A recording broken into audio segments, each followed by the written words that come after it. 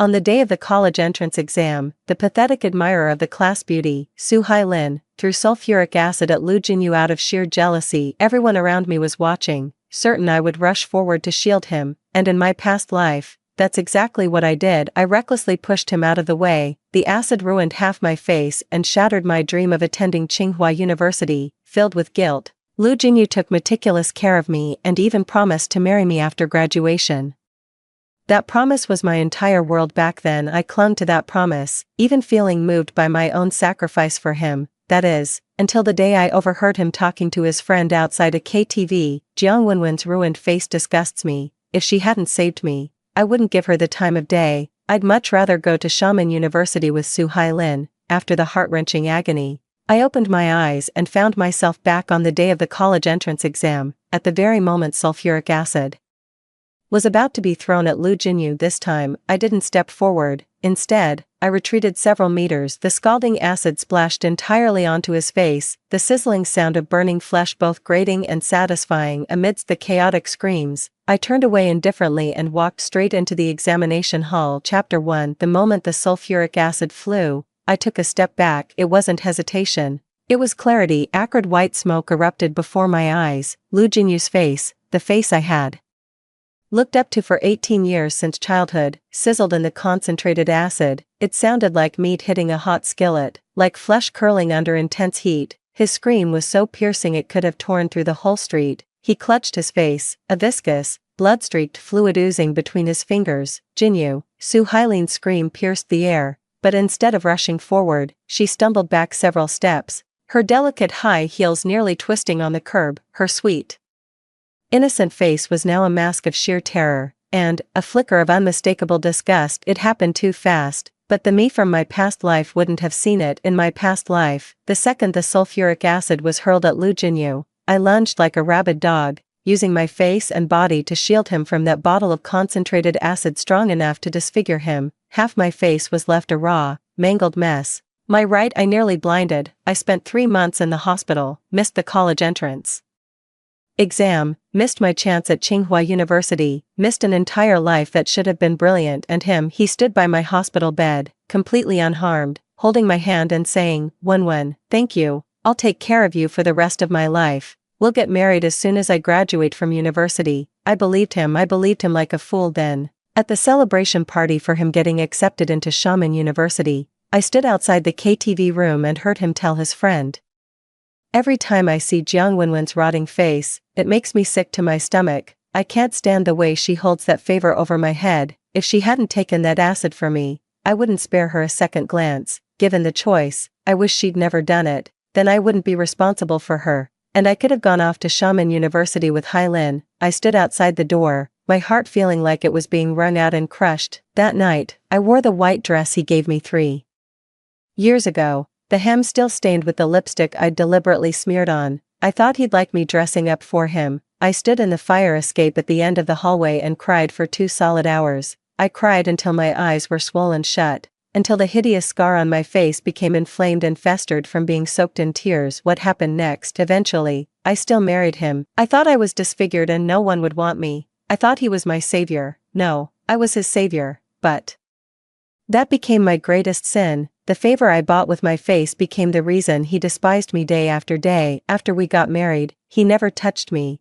Disgusted by my face, he kept a lingering connection with Soo Hai-lin, who led him on while getting close with the campus heartthrob from Xiamen University. Lu Jinyu chased after her like a lovesick puppy, but at home, he subjected me to cold violence and wouldn't even look at me. I gave birth to his child, and the moment it opened its eyes and saw my face, it burst into terrified wails. It was only then that I realized my life was over. It was over the moment I rushed forward on the day of the college entrance exam. So when fate offered me a chance to start over, this time, I'm not rushing. I watched as the bottle of sulfuric acid was precisely thrown onto Lu Jinyu's face, saw him writhing in agony on the ground, and watched as the face that once made all the girls in school scream slowly melted away in the acid. I heard the terrified screams of my classmates, someone shouting, "Call 120, and Soo Hai-lin crying, her tears like pear blossoms, yet she never took a step closer to him, and I merely turned coldly and walked into the exam hall. Behind me, Lu Jinyu's heart-wrenching cry echoed, "Wenwen, Wenwen, save me." My steps faltered. In my previous life, At the moment I rushed forward, he had shouted, "Hi Lin, be careful, this time." He called out to me. How ironic, I didn't look back. The exam hall was quiet, sunlight streamed through the window and fell across my desk. I picked up my pen, my fingers trembling slightly, not from fear, but from excitement. I'd been waiting for this day for what feels like 2 lifetimes. Chapter 2. During those 2 days of the college entrance exams, it was as if I were possessed. Math, science, Chinese, English, I breezed through every subject. All those problems I had drilled relentlessly in countless late nights of my past life. All that knowledge I had painstakingly mastered over 3 years of seclusion after being disfigured, flowed effortlessly from my pen as answers in my previous life. I had missed the college entrance exams. Later, I barely managed to get into a junior college through self-study exams, but the distance to Tsinghua University felt as vast as a galaxy. In this life, I will reclaim everything that belongs to me. After the exam, I walked out of the examination room, and the sunlight made me squint. A crowd gathered at the school gate, murmuring among themselves, "Did you hear? Lu Jinyu was splashed with acid, and his entire face is ruined. Oh my god, Lu Jinyu, the school heartthrob, that's just awful. He was supposed to take the exam for Shaman University. Tell me about it." I heard it was done by a guy who had a crush on Su Hailin. Pure jealousy. The guy's been arrested, but Lu Jinyu's face, the doctors said it's severe burns. He's definitely disfigured. What about Su Hailin? Su Hailin, she was there when it happened, but I heard she was so scared she just ran off, didn't even try to help him.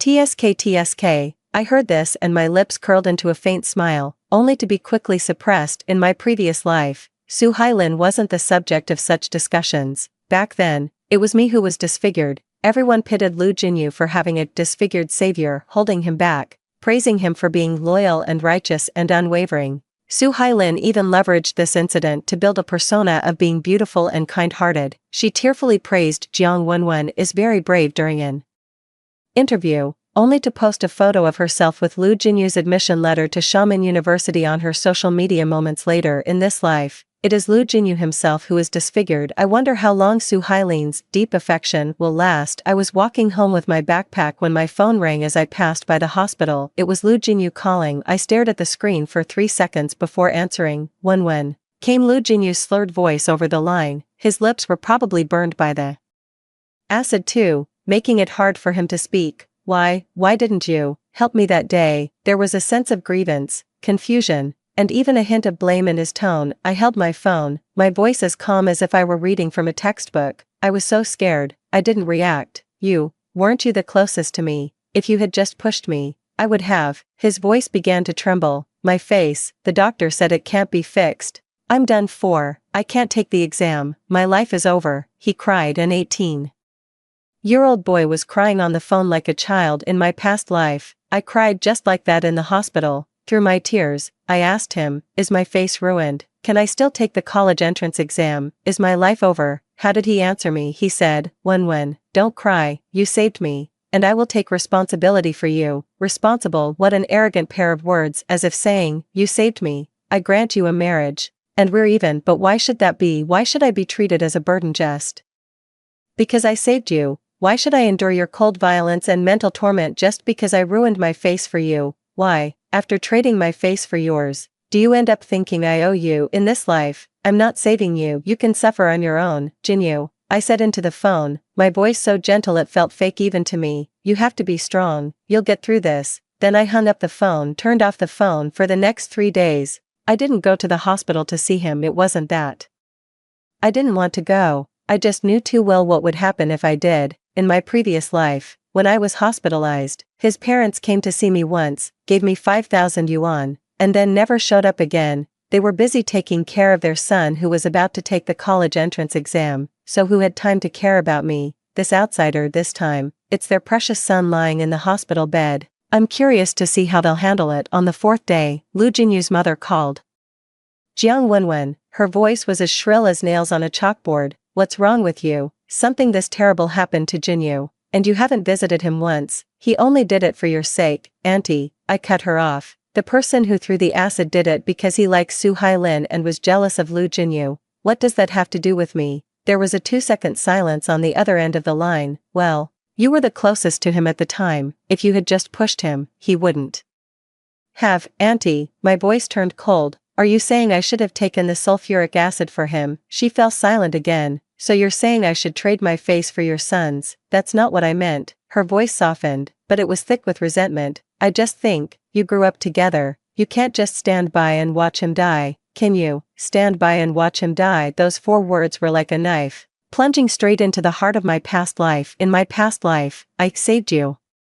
I used my face, my life, everything I had to save you. And then what? Then your whole family treated me like a burden they couldn't shake off. Your son was flirting with other women outside, and you turned a blind eye, even privately telling relatives. Jiang Wenwen's face. It's indeed a step up for her to be with my son, a step up. Jiang Wenwen, with the top score in the province for science, a candidate for Tsinghua and Peking University, deserves someone like you, a rubbish who could only keep your face because of me. Auntie, I took a deep breath. I'm very busy preparing for Tsinghua's Chengji Plan interview. Please take good care of Jinyu. Goodbye. Hanging up the phone, I tossed my phone onto the bed, lay down on my back, and laughed out loud while staring at the ceiling, laughing. Tears began to stream down my face. It wasn't sadness. What a rush. Chapter 3. The day the college entrance exam results came out, my fingers trembled as I checked my score. It wasn't that I lacked confidence in myself. It was that fate had toyed with me too many times in my past life. I was always afraid this was just a dream. The moment the number flashed on the screen, I was stunned. 709 points, the top science student in the entire province. I stared at that number for a full minute,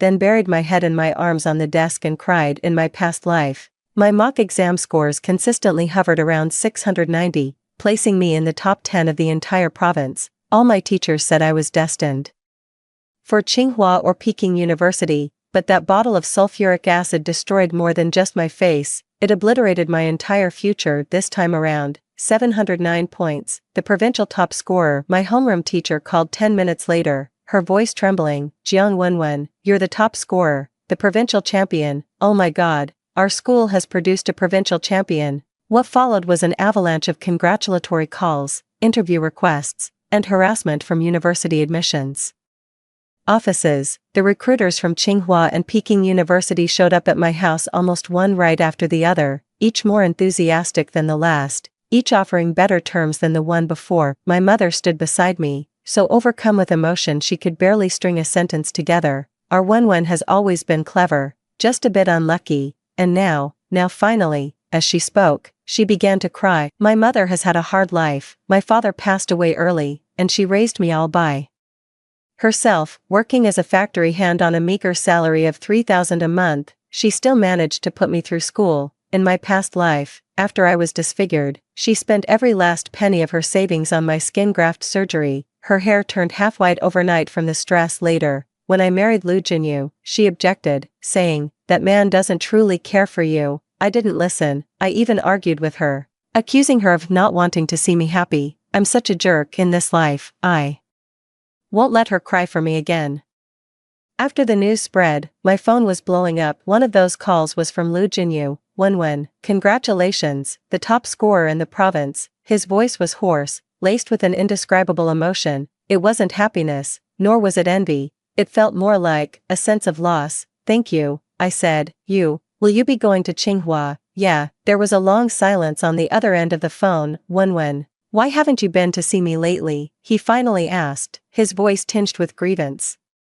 I've been in the hospital for nearly a month, and you haven't come even once. I'm preparing for an interview, I said, which was partly true, but you weren't like this before. His voice trembled. You used to think of me first in everything. You'd even buy 2 ice creams when you had one. Jinyu, I cut him off. We're not kids anymore. The words hung in the air like a blade, severing everything else he was about to say. He was silent for a long time, then said something that nearly made me laugh out loud. Wenwen, are you put off by my face? I held the phone. My expression must have been a sight to behold. Disgusted by his face. In my past life, he was disgusted by my face for a full 8 years. For those 8 years, the way he looked at me was as if I were a piece of rotting meat. He never went out with me, never let me visit him at his company, and wouldn't even keep our wedding photo in the bedroom. And now he's asking if I'm disgusted by his face.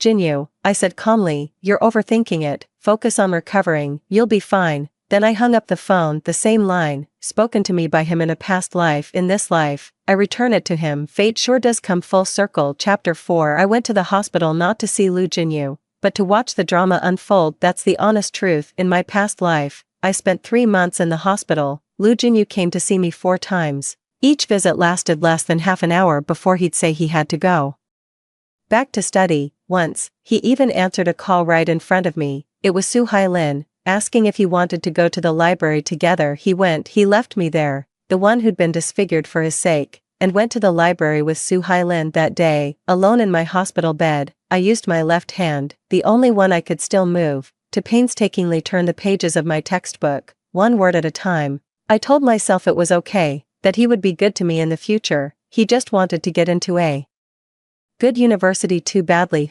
So in this life, I just wanted to see him lying in a hospital bed with my own eyes. When I pushed open the door to the ward, only Lu Jinyu was inside. He lay in bed, his entire face wrapped tightly in bandages, revealing only his eyes and mouth. Those eyes, which I once thought were beautiful, clear, bright, like they were filled with stars, were now bloodshot, sunken, and radiating a nearly desperate dullness. At the sound of the door, he turned his head, seeing it was me. A sudden light came into his eyes. When his voice was so hoarse it was almost inaudible. You finally came. I walked over, sat down by the bed, and looked at him. You've lost a lot of weight, I said. It was true. His wrists were as thin as twigs. I can't eat. My mouth is full of ulcers. Tears seeped through the gaps in his bandages. When it hurts so much. I watched him cry, feeling nothing inside. It's not that I'm heartless, I just know too well what pain feels like in my past life. When the sulfuric acid was splashed on my face, I felt my entire face was on fire. The pain wasn't just skin deep,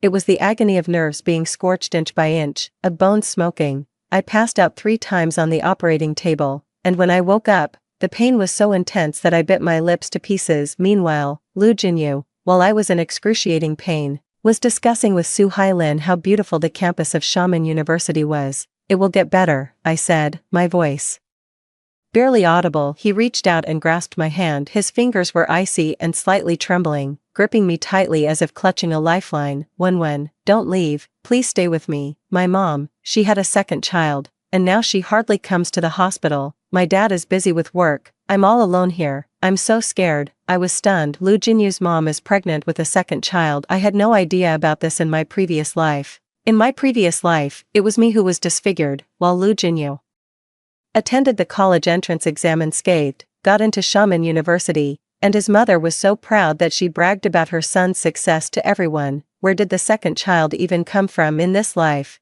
Lu Jinyu is disfigured, unable to take the college entrance exam, and his future is ruined. His mother probably thinks this son is a lost cause and is rushing to have a backup. What a backup? I almost laughed out loud. How often does your mom come? I asked. Once a week, maybe every 2 weeks. His voice trailed off. She said it's inconvenient for her to come often. When am I being abandoned? I looked at him and suddenly felt sorry for him, but this pity, compared to the pity I felt in my previous life, is nothing at all. No, I patted the back of his hand. Your mom won't abandon you. After saying that, I felt hypocritical myself. In my previous life, when I was disfigured, my mom stayed by my side for 3 months without leaving. She quit her job, took care of me in the hospital during the day, and worked as a part-time cleaner at night to earn money for my medical bills. At 50 years old, she carried 30 pounds of cleaning equipment, climbing up to 10 floors just to make 50 yuan. What about Lu Jinyu's mom? Comes once a week, stays for half an hour, leaves a fruit basket, and then leaves. This is the difference. When Lu Jinyu suddenly looked up at me, his eyes filled with a humility I had never seen before. Would you look down on me? I looked at him. This question I asked him in my previous life. He said, no, I will take responsibility for you. Responsibility? What cold words. No, I said, mimicking his tone from my previous life. We are friends, and I will always treat you as such. Friend. Those 2 words felt like a slap across his face. He froze for a moment, then his eyes darkened. Friend, he repeated softly. Just friends. I didn't answer because I knew what he was expecting. He was expecting me to say not just friends. He was expecting me to blush and tell him I like you, I want to marry you, like I used to in my previous life. I would have said that, but this time I won't. I stood up and picked up my bag. I'm leaving now. I still have to prepare for the start of the semester at Tsinghua. Take good care of your injuries, Wenwen. He was anxious, struggling to sit up, but his wounds made him wince in pain. Don't go. Just stay with me a little longer, just a little, Jinyu. I stood at the door, turning back to look at him. You need to learn to face things alone. This sentence was bought with 8 years of tears from my previous life. I closed the door and left. His suppressed sobs echoed behind me. Chapter 5. In July, I received my admission letter from Tsinghua University. The red cover, the golden lettering, it felt heavy, as if it carried the weight of 2 lifetimes. I stood on the balcony for a long time, holding the letter. My mom was taking pictures nearby. After snapping over a dozen photos, she still wasn't satisfied and dragged me down to the small garden to take more. To everyone she met, she'd proudly announce, my Wenwen got into Tsinghua University, she's the top scorer in the entire province. The envious looks from the neighbors reminded me of my previous life. In my previous life, after my face was disfigured, the neighbors' gazes were filled with sympathy, pity, and a sense of what a shame for this girl. Some even gossiped behind my back. Who would ever want her, looking like that? I heard she got disfigured by taking a splash of sulfuric acid for someone else. TSK, what was the point? What was the point? What's the point in expecting gratitude from an ungrateful wretch? What's the point in clinging to a marriage that feels like a burden? What's the point in having a face you're too afraid to look at in the mirror? I took a photo of the acceptance letter and posted it on my social media. The caption was just 2 words, a dream come true. The comment section went wild. Her middle school homeroom teacher, high school classmates, relatives, and friends all flooded in with congratulations. Among them was a comment from Su Hailin, Wenwen, you're amazing, congratulations, heart heart heart. A faint smile touched my lips as I looked at those 3 heart emojis. Su Hailin, you really are the picture of beauty and kindness, aren't you? In my past life, after my face was disfigured, she left me a similar comment, so brave, Wenwen. I look up to you, heart. Then she immediately turned around and posted a photo with Lu Jinyu on her social media, captioned, thank you, fate, for bringing you to me. This time, Lu Jinyu was disfigured, and her social media was eerily quiet. I clicked into Su Hailin's profile and scrolled through her recent updates. The latest post was from 3 days ago, featuring a photo of an Xiamen University admission letter with the caption, see you in Xiamen in September. In the comments, someone asked, did Lu Jinyu also get into Xiamen University? Isn't he disfigured? Su Hailin replied with a crying emoji, Jinyu couldn't take the college entrance exam due to health reasons, and my heart aches for him, but he's always been so strong, and I believe he'll pull through. Heart, how touching. But I know Su Hailin's heartache has a very short shelf life. In my past life, after my face was disfigured, Su Hailin showered me with public praise and sympathy, but privately told her best friend, Jiang Wenwen's face, it frightens me just to look at it. I don't know how Jinyu can stand it. Tolerate. What is he tolerating? He didn't tolerate anything. He wouldn't even look me in the eye. He complained about the food I cooked, the clothes I wore, and the sound of my voice. He even refused to eat at the same table with me, saying, the scars on your face ruin my appetite. This is the gratitude I got in exchange for my face. I exited Su Hailin's profile and replied to her comment, thank you, Hailin, and congratulations on getting into Xiamen University. Please visit Jinyu often, he needs your company the most right now. I made that comment on purpose. What does Su Hailin fear the most? Being put on a pedestal. She loved the handsome, dazzling Lu Jinyu, not the broken man lying in a hospital bed with his face disfigured. But her persona doesn't allow her to show disdain, so she occasionally posts a status expressing heartache and then continues her carefree life. This comment of mine is about turning her heartache into concrete action. You feel sorry for him, then go and keep him company. Go to the hospital and take care of his bodily functions. Go and face that disfigured face destroyed by acid. Just as I expected, Su Hailin replied instantly, of course, I've been visiting him all along. Heart, I smiled. All along. Lu Jinyu himself said that his mother only visits once a week. If Su Hailin had been always visiting him, he wouldn't have been so lonely. This social media post is my first hook. I want everyone to see just how deep Su Hailin's affection really is. Chapter 6. In mid-August, I was getting ready to leave for Beijing. The night before my departure, Lu Jinyu sent me a very long WeChat message. Wenwen, I know you probably don't want to see me, but I still want to say a few words to you. I've been thinking about this for a while now. Why did you step back when the acid was thrown that day? I remember it clearly. You were only a meter away from me. You could have pushed me away. but instead, you took a step back. I don't blame you. Really, everyone gets scared sometimes. I just can't understand why you took that step back. You weren't like this before. You used to shield me from everything. When I was chased by a dog as a child, you were the one who grabbed a stick and drove it away. When I was cornered in an alley in middle school, you were the one who rushed in and pulled me away. When I failed an exam in high school, you were the one who walked with me on the playground all night. You never backed down, but that day, you did. Did I do something wrong? Did I say something that hurt you? When I've thought about it for a long time, but I can't find the answer. If you tell me, I'll change. I really will change. After reading the message, my fingers hovered above the screen for a long time. Of course, he couldn't understand because he has no idea what he did in his past life. He doesn't know that the things he said in that KTV room cut me to the core. He doesn't know that the emotional neglect he subjected me to for 8 years of our marriage gave me severe depression. He doesn't know that while he was out there being intimate with Soo-Hai Lin, I was home alone, holding our child and crying until dawn. He doesn't know that every time he looks at me, it's as if he's looking at a pile of trash. He doesn't know that his words, "Take responsibility," are the most vicious curse I've ever heard in my life. He doesn't know because he doesn't think he's done anything wrong. In his mind, marrying a disfigured woman like me is the greatest favor he could bestow. Enduring me for 8 years is his greatest sacrifice. Giving me a meal and a roof over my head is the height of benevolence. He never knew that what I needed wasn't responsibility, but love. But I don't need him to know that anymore. I deleted the chat window and didn't reply. Some words, even if spoken, are in vain. Some accounts aren't settled with words. The next day, I boarded the train to Beijing. As the train started moving, I watched the platform recede into the distance, and suddenly felt that the Jiang Wenwen from my previous life was also left behind with this train.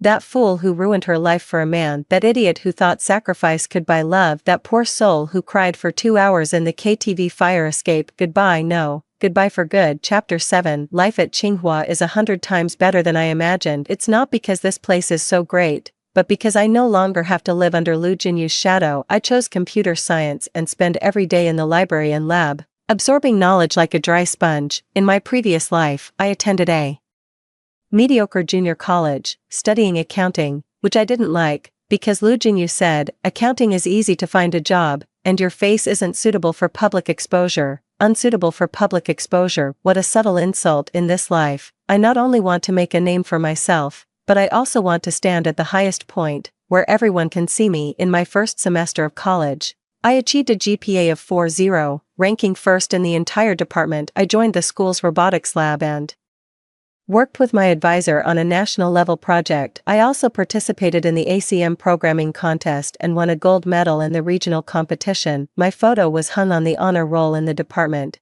and passing students would take a second look. It wasn't because of my face, though my face is intact, with delicate features, not stunning but definitely pleasing to the eye, but because of my achievements. This feeling is amazing, so good that I feel like the 8 years of my previous life were just a nightmare. Of course, the lingering effects of that nightmare still occasionally come back. For instance, Lu Jinyu still messages me from time to time. Wenwen, are the cafeterias at Tsinghua good? Wenwen, is it cold in Beijing? Make sure to dress warmly. Wenwen, I got my bandages off today. The doctor said the recovery isn't going well. I looked in the mirror. It looks so bad. Wenwen, is there someone you like? I'd reply to 1 or 2 occasionally, my tone as polite as if I were talking to a stranger. He probably sensed my distance, but he couldn't understand why. In his mind, Jiang Wenwen was still that little tagalong who chased after him since childhood, that fool who would take a bullet for him, that girl who was madly in love with him. He couldn't fathom why this girl had suddenly changed, so he started to panic. He sent me something,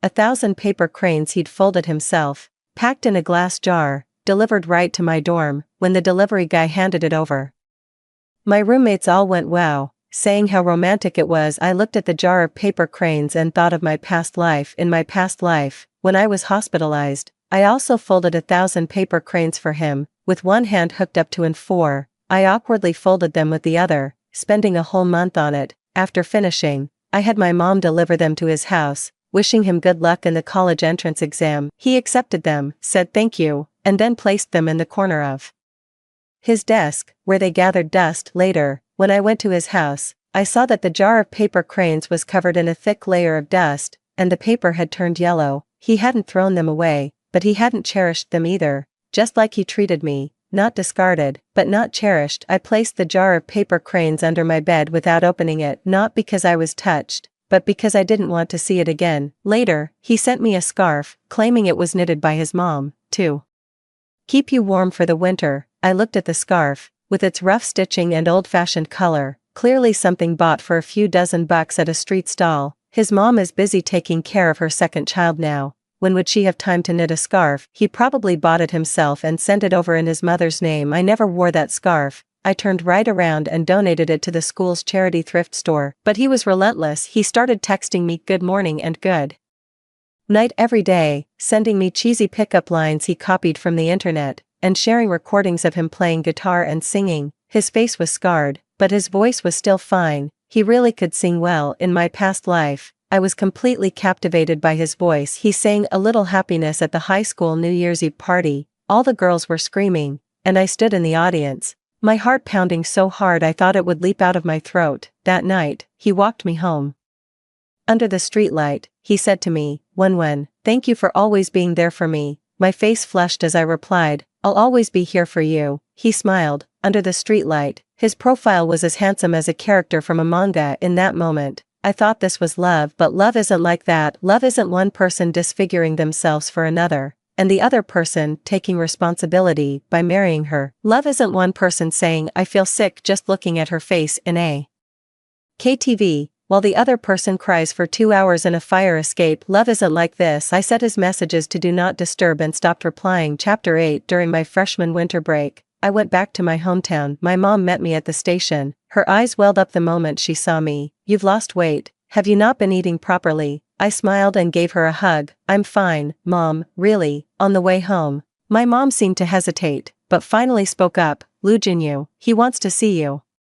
I was silent for a moment. "I don't want to see him." "I know," my mom sighed, "but oh, that poor kid. After his mother had a son, she basically stopped caring about him. His dad is henpecked and doesn't dare say anything either. He's living alone in the old house now, taking care of himself." The other day when I was grocery shopping, I ran into him. He was wearing a mask and a hat. I almost didn't recognize him. "Mom." I cut her off. "He's pitiful, but he's not my responsibility." My mom was taken aback for a moment, then nodded. "You're right. It's just, I watched him grow up. It hurts my heart a little." I understood my mom's soft-heartedness, but this time, I wouldn't be swayed. I know this all too well. If our roles were reversed and it was me who was disfigured, Lou Jinyu wouldn't feel an ounce of pity for me. He'd probably even see me as a burden, wishing I'd just stay out of his way. That's exactly what he did in our past life. However, some meetings are simply unavoidable. On the 28th day of the 12th lunar month, I was at the supermarket. While waiting in line at the checkout,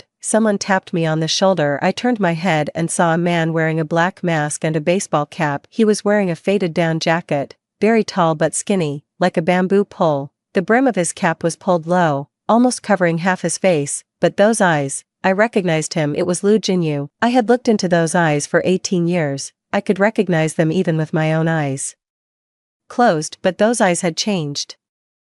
They were no longer clear and bright, but murky and dim, like a lamp about to go out. When he called my name, his voice soft, carrying a tone of cautious probing. "Jinyu." I feigned surprise. "What a coincidence. I heard you were back," he said, his fingers twisting the hem of his shirt like a child caught misbehaving. "I just thought, maybe I'd run into you." He was waiting for me at the entrance to the supermarket. That realization made my stomach tighten slightly. It wasn't a feeling of being moved, but a vague, unsettling discomfort. Are you okay?" I asked, my gaze settling on his face mask. He instinctively touched the edge of his mask, his fingers trembling slightly. "I'm okay." His voice was muffled behind the mask, indistinct. "It's just, my face hasn't fully healed yet. The doctor says I need a few more skin grafts. But, it's too expensive," my mom said. He didn't finish. I knew what he left unsaid. His mom said there was no money, yet, she turned right around and bought a 10,000 yuan stroller for her newborn second son. I've seen favoritism before, but never anything this blatant. "So, what are you doing now?" I asked. I take on some voiceover work from home," he said. "My voice is still fine. It works. It doesn't pay much, but it's enough to get by." Voiceover work. In his past life, he was destined for Xiamen University's finance program. After graduation, he entered investment banking. always in a sharp suit, brimming with ambition and confidence. Su Hailin accompanied him to all sorts of high-end events, standing side by side. They were the picture-perfect golden couple, the envy of everyone around them. Yet in this life of mine, I can't even get a clear photo of his face. That's good, I said. Take it slow. Things will get better. That phrase again. I realized the thing I say to him most often is, things will get better, but that statement is false. We all know his face won't get better. Severe sulfuric acid burns, even 10 skin graft surgeries couldn't restore it to its original state. His face is gone forever, just like my face in my previous life. When he suddenly looked up, his eyes filled with a sense of urgency I had never seen before. I want to ask you something. What? That day, why did you take that step back? I was stunned. He's asked me this question many times, through WeChat, over the phone, but I've never given a direct answer. He stared at me, his eyes filled with resentment, grievance, and a hint of anger. I looked it up. He said, when sulfuric acid is thrown, a person's instinct is to dodge, but you didn't. You took a step back. You were originally standing beside me. You deliberately stepped away. I looked at him, saying nothing. Why? His voice trembled. Why did you step back? You could have saved me. You could have. What can be done? I interrupted him. Can I trade my face for yours? He was choked. Lu Jinyu. I called his full name, my voice calm. I have a question. For you. What? If it had been me who was splashed with acid that day, would you have rushed up to shield me? He opened his mouth, but no words came out. Silence, a long silence. The line at the checkout was inching forward. People passed by us, casting curious glances our way. You can't answer, I said, because you already know what it is. You wouldn't, I answered for him. You wouldn't jump in to shield me, because in your eyes, my face isn't worth protecting. You'd probably even thank goodness it wasn't aimed at me. No, it's not. He panicked, his voice suddenly rising. I didn't. You did. I looked at him, my gaze as calm as a still lake. Lu Jinyu, we've known each other for 18 years. I know what kind of person you are better than you do yourself. That statement was true in my previous life. Through 8 years of marriage, I saw his selfishness, coldness, and hypocrisy clearly. He has only ever loved himself. Su Hailin was a dream he chased, because she was beautiful, accomplished, and someone he could show off. He pursued her not out of love, but because she made him look good. And me, the little shadow who followed him around since childhood, I was just an expendable backdrop to him. My kindness, he took for granted. My sacrifices, he saw as my own choice. When I was disfigured for him, his response was, I never asked you to, but in this life, I refuse to be the backdrop anymore. I picked up my purchases and turned to leave. When he called out behind me, his voice trembling with tears, don't go. Tell me, what did I do wrong? I can change. I really can change. I stopped, but didn't turn back. Lu Jinyu, you didn't do anything wrong. You just never cared about me. And then I left. Behind me came the sound of his muffled sobs, like a dog that had been abandoned. Chapter 9. In the spring of my freshman year, something happened. Su Hailin is in Beijing. She's not here to see me, but to participate in some college student innovation and entrepreneurship competition. Her project won a provincial award and was recommended to the national competition, which is being held in Beijing. She contacted me on WeChat. When I'm in Beijing, long time no see, let's have dinner together. Heart. As I read this message, I recalled my previous life. In my past life, Su Hailin was just the same. Every time she saw me, she'd be overwhelmingly affectionate, linking arms with me, calling me when, serving me food and pouring my drinks, acting as if we were real sisters. But in private, what she said to Lu Jinyu was, poor Wenwen, you must treat her well, don't let her down. On the surface, those words sounded like she was speaking up for me, but in reality, she was reminding Lu Jinyu, you owe her, and you have to pay that debt. She was desperate for Lu Jinyu to take responsibility for me, because that way he would forever be in her debt. She could string him along while searching for a better man on the outside, all the while knowing that I, the scarred, haggard housewife, would be waiting at home for his return. She saw me as nothing but her pawn, a pawn to tie Lu Jinyu down, to make him forever dependent on her. In this life, I'm curious to see how Su Hailin will perform her act of devotion without the disfigured Jiang Wenwen as her prop. I accepted her dinner invitation. I wasn't here to reminisce, I was here for the show. We met at a restaurant in Wadayaku. Su Hailin wore a white dress, her long hair cascading over her shoulders, with delicate, subtle makeup. She was genuinely beautiful, an oval face, large eyes, a high nose bridge, and 2 faint dimples when she smiled. In my past life, looking at that face filled me with insecurity. I thought it was only natural for Lu Jinyu to like someone so beautiful. For an ugly duckling like me, marrying him was a stroke of incredible, undeserved luck this time around. Looking at that same face, all I felt was amusement. What's the point of being good looking? The heart is black. When she rushed over and gave me a big hug as soon as she saw me. Long time no see, you've lost so much weight. Is Qinghua really that exhausting? It's okay. I smiled and subtly stepped out of her embrace. We sat down and ordered. She began to talk non-stop about her life at Xiamen University, what clubs she joined, how many outstanding people she met, and all the amazing things she did. By the way, she suddenly lowered her voice, looking mysterious. Do you know how Lu Jinyu has been lately? Not really, I said, picking up a piece of braised pork. What's up? Oh, she sighed, her expression turning sympathetic. He's so pitiful, his face still hasn't healed, and his mom doesn't care about him. Now he's all alone in his hometown doing voiceovers, barely making 2,000 to 3,000 a month. The last time I went back to see him, he was so thin I almost didn't recognize him. She spoke with such sincerity that her eyes welled up with tears. But I noticed a detail, she said.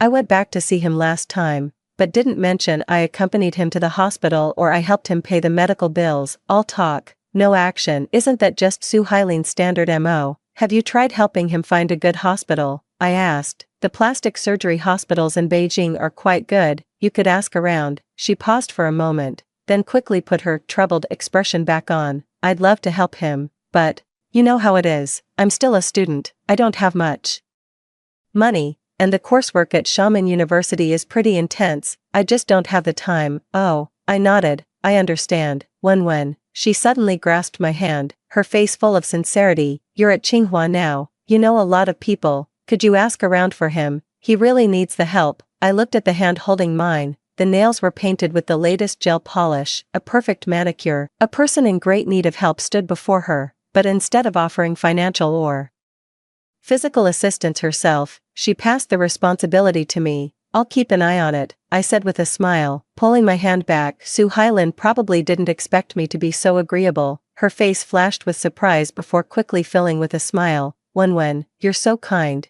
Jinyu is truly fortunate to have a friend like you. Friend, she said, friend, not girlfriend. In her heart, Lu Jinyu was her possession, and I was just a friend. Even though Lu Jinyu was disfigured, and even though she didn't want to be with him, she wouldn't allow anyone to take him away. This is Su Hailin, I can do without him, but you can't take him. After the dinner, as I walked back to school, I received a WeChat message from Su Hailin. When I'm really happy to see you today. You must take good care of yourself at Qinghua. You're the pride of all of us. Heart. I looked at the message and a slight smile curled my lips. Su Hailin, you say I'm the pride of everyone, but in my previous life, when I was disfigured, you were the one who said behind my back, Jiang Wenwen's life is over. This time, I'm going to see who's finished. Chapter 10. During my freshman summer, I didn't go back to my hometown. I stayed in Beijing and worked with my advisor on a major national R&D project. The project was well funded, and my advisor was generous, giving me an allowance of 8,000 yuan. Between my tutoring gigs and part-time jobs, I had managed to save up a decent sum of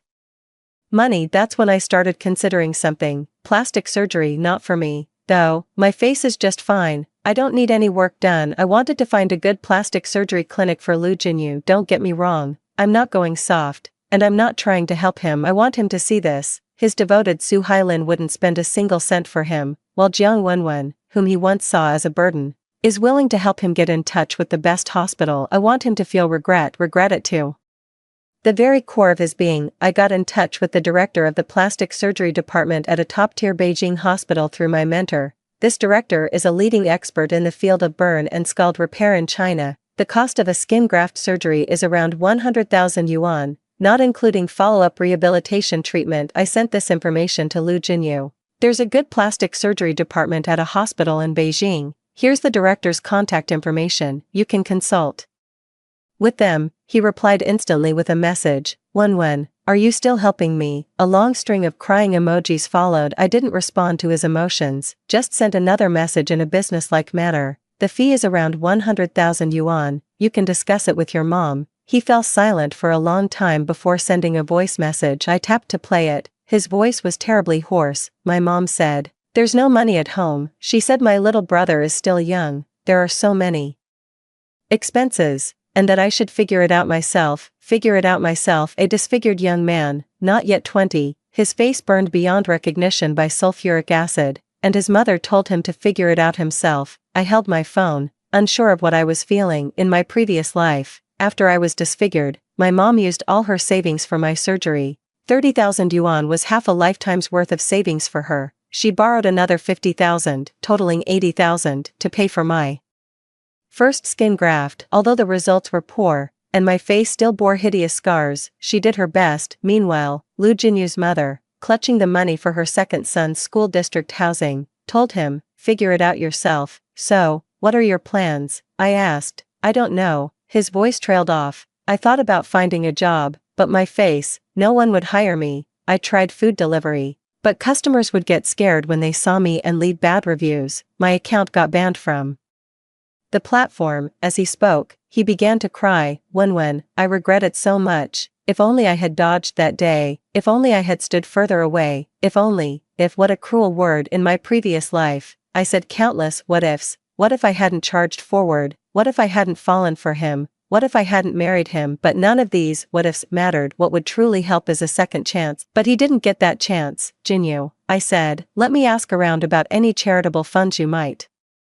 apply for. Don't worry just yet. Things will get better." Things will get better. Again, I realized that when I said this to him, my tone was exactly the same as the one he used with me in my previous life. Polite, distant, with a sense of "I'm just fulfilling my duty." He probably sensed it too. When he suddenly asked, "Are you no longer fond of me?" This question was like a pebble thrown into a lake, rippling outwards. I didn't answer right away. "You weren't like this before." His voice trembled. "You used to reach out to me, care about me, hold me when I was upset. Now you're like a stranger." I closed my eyes and took a deep breath. "Lu Jinyu," I said, "people change, but," and I cut him off. "You never liked me before either." A deathly silence hung on the other end of the line. "You were only good to me because I was good to you. You thought it was my duty to take the acid for you, and you saw my marrying you as a favor you bestowed upon me. You never truly cared for me. The only one you've ever loved is Su Hailin." "No, it's not that," he panicked. "Then tell me." My voice was as calm as reading an experimental report. "When did you start liking me?" You can't say, because you never did." I paused. "You're just thinking of me as a backup now that no one else wants you." That was a harsh thing to say, so harsh that even I felt it was a bit too much, but it's the truth. In my past life, he despised my face for 8 long years. He'd rather flirt with Su Hailin outside than come home to look at me. He felt no love for me, no gratitude, not even a shred of basic respect. Now, in this life, his face is ruined. Su Hailin wants nothing to do with him. His own mother abandoned him, and everyone around him is keeping their distance. Only then did he remember. There was still a Jiang Wenwen, the one who was once willing to take a splash of sulfuric acid for him. He doesn't love her, he just needs her. This is crueler than not loving at all. Wenwen, his voice was completely hoarse, filled with a near breaking sob. "I know I wasn't good before, but I really will change. Please, give me one chance, just one." "Jinyu," I said, "some chances, once missed, are gone forever." Then I hung up the phone. This time, I didn't hesitate, because I knew that if the roles were reversed, he wouldn't hesitate either. Chapter 11. Shortly after the start of my sophomore year, I received an unexpected call. It was Lu Jinyu's mother, Jiang Wenwen. Her voice was no longer sharp as before, but rather weary. "I want to talk to you." "What is it?" "Jinyu, he's been in a really bad state lately." She paused. "He's locked himself in his room for days without coming out. I tried to bring him food, but he wouldn't open the door. I heard him crying inside." "Auntie, you should take him to see a psychologist." I asked him, "but he won't go." Her voice suddenly rose and then quickly lowered. "I just thought, could you come and talk to him? He's always listened to you since he was little." Here we go again, trying to pass the buck to me again. "Auntie," I took a deep breath, "I'm his classmate, not his therapist. He needs professional help, not my comfort." "How can you be so heartless?" Her tone shifted, taking on an accusatory edge. "Jinyu has always been so good to you, you grew up together, and now that he's in trouble, you won't even lift a finger." "Auntie, he was good to me, of course, he used to, she paused,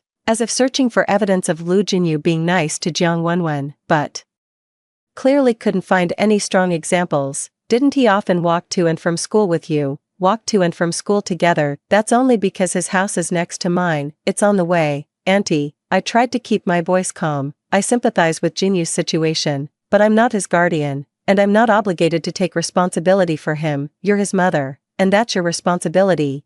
She choked, her voice sharpening. What do you mean? Are you saying I don't care about my son? That's not what I meant. You are saying it. She began to lose control. Who do you think you are? Just because you got into Tsinghua, what's so great about that? If it weren't for what happened, our Jin, you would have easily gotten into Shaman University. Who do you think you are? Acting so high and mighty. I held my phone, listening to her rant, and suddenly found it all quite ridiculous. In my previous life, after I was disfigured, she treated me the same way, she said. Jiang Wenwen's face is ruined. She's not worthy of our Jinyu, and if it weren't for her blocking the sulfuric acid for Jinyu, he would never have married her. In her eyes, my act of shielding her son from the sulfuric acid wasn't a favor, but an attempt to climb higher. I saved her son's face, yet she accused me of using the favor to demand repayment. Now that her son's face is gone, she wants me to be the fall guy. Why should I? Auntie, I calmly said, you're right, getting into Tsinghua isn't anything special, but at least, I didn't rely on anyone. Then I hung up the phone. This was the second time in my life I've hung up on someone from the Lu family. It felt amazing. That evening, Lu Jinyu sent me a very long WeChat message. It wasn't text, but a voice message, a full 32 minutes long. I hesitated for a moment, then tapped to open it. His voice was eerily calm. Wenwen, I'm sorry. Did my mom call you? She can be harsh, but please don't take it to heart. I know you don't want to see me, and I understand. I'm not naive. I can feel the change in you. The way you used to look at me was completely different. Back then, your eyes would light up when you looked at me. Now, it's like you're looking at a stranger. I've thought about it for a long time, and I finally realized one thing. You don't like me anymore. I don't know when it started, or why, but I know it's the truth. You know, it's a strange feeling. When you were by my side, I thought you were like the air, invisible, intangible, but I never imagined that without air, I couldn't survive. Now that you're gone, I've realized I truly can't go on. It's not because I like you, well, maybe a little, but more than that. After you left, I realized you were the only person in this world who was truly kind to me. After my mom had my brother, she didn't want me anymore. My dad is a spineless coward who does whatever my mom says. Su Hailin, Su Hailin, do you know what she said when she last came to see me? She said, Jinyu, you need to be strong, but I also have my own life. I can't give up my future for you. Do you know what that means? It's a polite way of saying don't cling to me. I laughed after hearing that. I found it funny. How could I have ever liked someone like her? She's beautiful, outstanding, and dazzling, but her heart is cold. She was nice to me because I was handsome and because I made her look good. Now that I'm no longer that person, she can't even bear to look at me. But you're different, Wenwen. You were kind to me before because you genuinely liked me. You didn't want anything from me, not my looks, not my money. I didn't have any money. You just liked me for who I am, but I took your affection for granted. I never cherished you, never really looked at you. You did so much for me, and I just thought it was owed to me. You were so good to me, and I thought it was your choice. Only now do I realize that nothing in this world is owed to anyone. No one owes you kindness, no one owes you their efforts, and no one owes you their presence when you need them most. You're the only one who would stand in front of me to block the acid, but I lost you. The recording ends here. 32 minutes. He spoke for 32 minutes. After listening, I sat on the edge of the bed, silent for a long time. Every word he said was absolutely right, but he missed the most crucial fact. In his previous life, he also lost the only person willing to shield him from acid. No, it wasn't lost, it was pushed away, trampled on, and destroyed, all by his own hand. The things he said at the KTV, the 8 years of emotional neglect after we married, his ambiguous relationship with Su Hailin, his contempt and disgust for me, none of this was losing something. It was murder. He murdered a girl's sincere heart. That girl cried for 2 hours in the fire escape, tossed and turned sleepless every night of her marriage, and looked in the mirror with such self-loathing she wanted to smash it to pieces. The girl gave everything for him. And what about him? He said, seeing her rotting face makes me want to vomit. In this life, He finally tasted the bitterness of being despised. He finally understood what it felt like when the whole world thought you were ugly. He finally understood what it felt like to be treated like trash by the person you loved the most. But it was all too late. I didn't reply to his voice message. It's not that I don't want to talk. It's that I don't know what to say. Forgive him. No, I have no right to forgive him. Because in this life, he hasn't done those things yet. He hasn't said those words at the KTV, hasn't subjected me to emotional neglect after marriage, and hasn't been ambiguous with Soo-Hai-Lin. But I remember it all. Clear as day. Those memories are seared into my very bones, deeper than any scar acid could leave. That's why I cannot forgive. It's not him in this life I can't forgive. It's him from the last, but the man from my past life is gone. The man in this life is a brand new Loo Jinyu, one who hasn't made those mistakes yet. The only thing he did wrong was not cherishing me, but that one mistake was enough for me to walk away. Chapter 12. That winter during my sophomore year, I received an unexpected remittance, 100,000 yuan. The remittance was from my mother. I called back, "Mom, where did you get so much money?" My mom stammered for a while before finally telling the truth. Jinyu's mom came to see me. She said Jinyu needs a skin graft surgery and they don't have enough money, so she wanted to borrow 100,000 yuan. I lent it to her. Mom, my voice suddenly rose. Why did you lend it to her? She has her own house and savings. Why come to you for money? She said her husband won't allow it, and all the family's money is managed by her husband. She had no other choice. She couldn't find anyone else to pay for this. Mom, do you think your money grows on trees? My mom fell silent, then whispered, Wenwen, don't be angry. I just felt sorry for the child. He's all alone now, with that face of his, and his mom doesn't care about him. I thought, if I can help, I should. I took a deep breath, trying to calm myself down. Mom, you didn't lend this money to Loo Jinyu's mom. Did you lend it to Loo Jinyu himself? Well, his mother said it was for Jinyu's surgery. But did you ever verify that the money was actually used for his operation? Well, my mother hesitated. It should have been, right. I closed my eyes. Given Loo Jinyu's mother's nature, it's highly unlikely that all of this money will be spent on Loo Jinyu. Her precious second son is her true darling. Mom, give me Loo Jinyu's contact information. I'll handle this matter. What are you going to do? I need to confirm where this money is going. If it's for his surgery, it should be directly transferred to the hospital, not through his mother's hands. My mom hesitated for a moment, then forwarded Loo Jinyu's WeChat contact to me. I sent him a friend request. I had deleted him once before, added him back later, but we hardly ever talked. He accepted it instantly. When you're adding me, yeah, I need to ask you something. Did your mom borrow 100,000 from mine? He was silent for a long time. Yeah, she said it was for my surgery, but I didn't know she actually went and borrowed it. When I'm sorry. I didn't know about this. Do you need surgery now? The doctor said it's best if I get my first skin graft before I turn 20. The results would be better, but it's so expensive. I've been saving up, and I've got a little over 20,000 now. Send me the hospital's bank details. I'll transfer the 100,000 directly to them. Don't let it go through your mom. When I can't accept this. This is your mother's money. This is my mom's hard-earned money. I don't want it spent on anything else. If you're serious about the surgery, it goes straight to the hospital. If you're not, then send the money back. He fell silent again. Then he sent over the hospital's account details. When thank you. Don't thank me. It's my mom's money, not mine. If you want to thank someone, thank my mom. I know. Auntie is so kind to me, even better than my own mother. I didn't reply. The next day, I contacted the hospital, confirmed Loo Jinyu's surgery appointment, and then transferred 100,000 yuan directly to the hospital's account. I sent Loo Jinyu the screenshot of the transfer. The surgery fees are taken care of. Focus on the operation, and don't let my mom's kindness go to waste. He sent a voice message, his voice trembling. When I don't know what to say. Thank you so much. I could never repay your mother's kindness in this lifetime. You don't have to repay anything, just live well. That's all. That was what I wanted to say to him in my past life. I shielded him from acid, but he never said thank you. Only, I will take responsibility for you. Thank you and responsibility are two completely different concepts. Thank you is gratitude, while responsibility is charity. He doesn't even know how to be grateful. Chapter 13. In the second semester of his sophomore year, Loo Jinyu had his first skin graft surgery. The surgery was successful. The doctor took skin from his thigh and transplanted it to his face.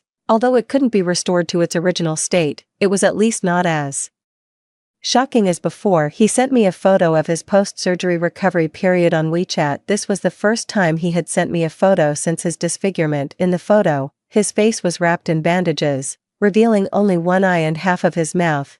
There were tears in that eye, and the corner of his mouth was slightly raised, as if he was smiling. When the doctor said the recovery is going well, in a few months, I'll be able to go out without a mask, I replied with, congratulations, just 2 words. He probably expected me to say more.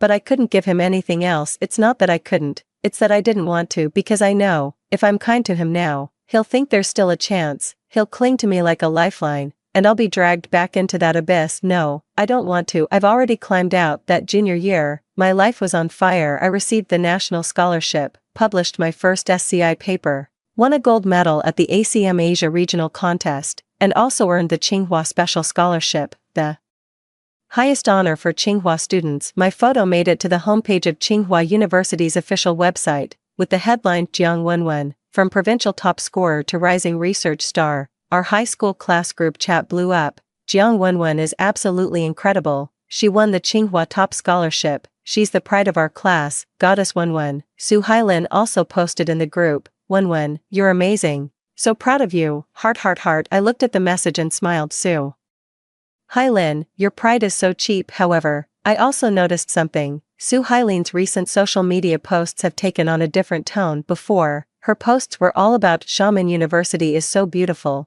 went to the beach again today, and had a meal with friends, brimming with the joys of university life. But lately, she started posting some late-night, melancholic content. Some people just drift apart as they walk along their separate paths. Growing up means learning to face things alone. Turns out, not every affection is met with a response. The accompanying image was a blurry photo of a figure from behind, which looked like a boy. I opened the full-size image and took a closer look. That figure looks familiar. It's Lin Yuzhou, the campus heartthrob from Xiamen University. In her past life, Su Hailin was deeply involved with Lin Yuzhou at Xiamen University, while keeping Lu Jinyu on the hook and flirting with Lin Yuzhou. When Lu Jinyu found out, they had a huge fight, and she tearfully claimed, Lin Yuzhou and I are just friends, which Lu Jinyu actually believed. After all, a lovesick fool is always willing to believe any lie in this life. Lu Jinyu is no longer at Xiamen University, so Su Hailin can openly pursue Lin Yuzhou. But it seems things aren't going too smoothly. I exited the Moments feed without commenting. None of my business, but fate always has a way of playing tricks. A month later,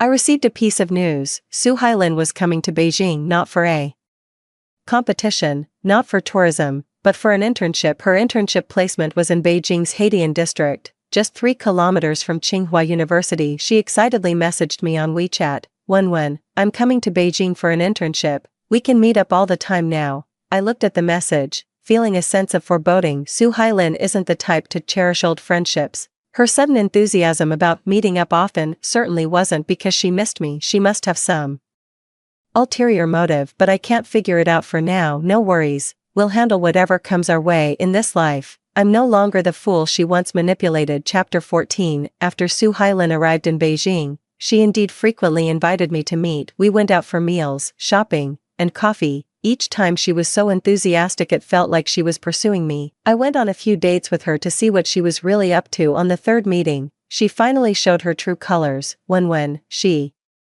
asked casually, holding her coffee cup, do you have a boyfriend now? No, I said. Then, do you have a crush on someone? No, not either. Really? She widened her eyes, looking skeptical. With your talents, I'm sure many people are chasing you. Right, there are, but I haven't met the right one, I said truthfully. There were indeed people pursuing me at Tsinghua, but I've lost interest in romance. The wounds from my past life are too deep, and this time I only want to focus on my career. Then, do you still like Jinyu? This question felt like a knife, piercing straight to the heart. I looked at her. Her expression was one of concern, but her eyes held a probing look. She was testing me. She wanted to know if I was still hung up on Lu Jinyu. If I said yes, she would get nervous, because even though Lu Jinyu was disfigured, he was still someone I had saved. If I still had feelings for him, then her former possession might be snatched away by me. If I said no, she'd breathe a sigh of relief, but she wouldn't be completely at ease. Because she knows Lu Jinyu is pestering me right now. Hi Lin, I set down my coffee cup and looked her straight in the eye.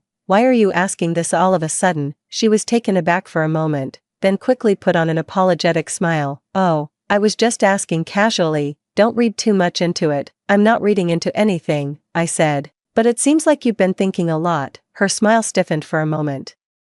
Wenwen, you've changed so much, she suddenly said, her tone turning serious. You weren't like this before. You used to be so gentle and easy to talk to. Now you, how should I put it, have become a bit sharp. Sharp, that's a good word for it. I have indeed sharpened myself. After being trampled underfoot for 8 years in my previous life, if I don't sharpen myself a bit more in this one, won't I just end up being treated like a soft persimmon again? People do change, I said, but you shouldn't change. She looked at me, her eyes filled with an indescribable emotion. You should always be the gentle Jiang Wenwen. Should, what gives her the right to say should? Because she needs that gentle Jiang Wenwen to be her pawn, needs that agreeable fool to help her tie down Lu Jinyu, needs that doormat of a wretch to make her own beauty and kindness shine by comparison. Hi Lin, I laughed, a cold smile. What do you think gentleness is? Is gentleness just a synonym for being easy to push around? My words left her speechless. She opened her mouth, but no sound came out. I'm busy. I picked up my bag and stood up. I'm leaving first. Let's catch up next time. As I walked out of the cafe, my fingers were still trembling slightly. It wasn't fear, it was anger. The biggest issue with Su Hailin isn't that she's bad, but that she treats everyone as her pawns. Lu Jinyu is her backup, Lin Yuzhou is her target, and I'm her tool. She wanted me to always be gentle, always easy to talk to, always there when she needed me and gone when she didn't. But this time, I won't. I want her to know that even a pawn can flip the table. Chapter 15. A major event occurred during my junior summer. Lu Jinyu came to Beijing. He came for his second skin graft surgery. The cost of this surgery was saved by himself, over 20,000, plus some funding from public welfare foundations, barely enough to cover it. He sent me a message before he came. Wenwen, I'm coming to Beijing for surgery. If it's not too much trouble, would you be able to come and see me?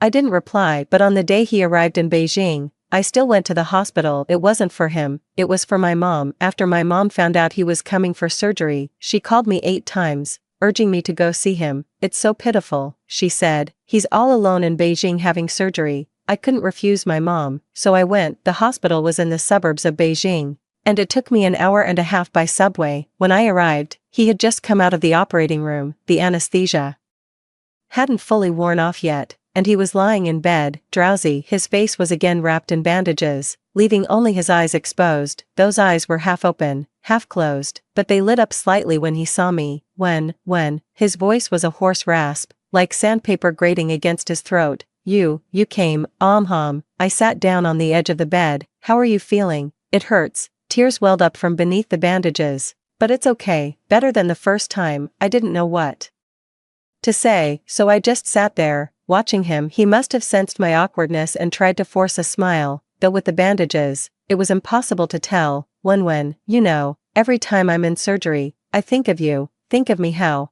I think about when you shielded me from the acid. I wonder if it hurt this much. I was stunned. I've never thought about this before. His voice was soft, as if afraid of disturbing something. I only knew you saved me, but I never thought about how much pain you endured. Now that I've experienced it myself, I realize that kind of pain is beyond what anyone can bear. Wenwen, I'm sorry, he cried, quietly, tears trickling down through the gaps in the bandages, soaking the pillow. I'm sorry, I never truly cared about your pain before. You suffered so much for me, and I just took it for granted. I was such a jerk. Watching him cry, a storm of complicated emotions churned inside me. In this life, he truly hasn't done anything wrong. He didn't say those things at the KTV, he didn't give me the cold shoulder after marriage, and he wasn't ambiguous with Su Hailin. He doesn't even know about the things he did in his past life, but these words he's saying now, he never said them in our past life. In my past life, he never said I'm sorry to me.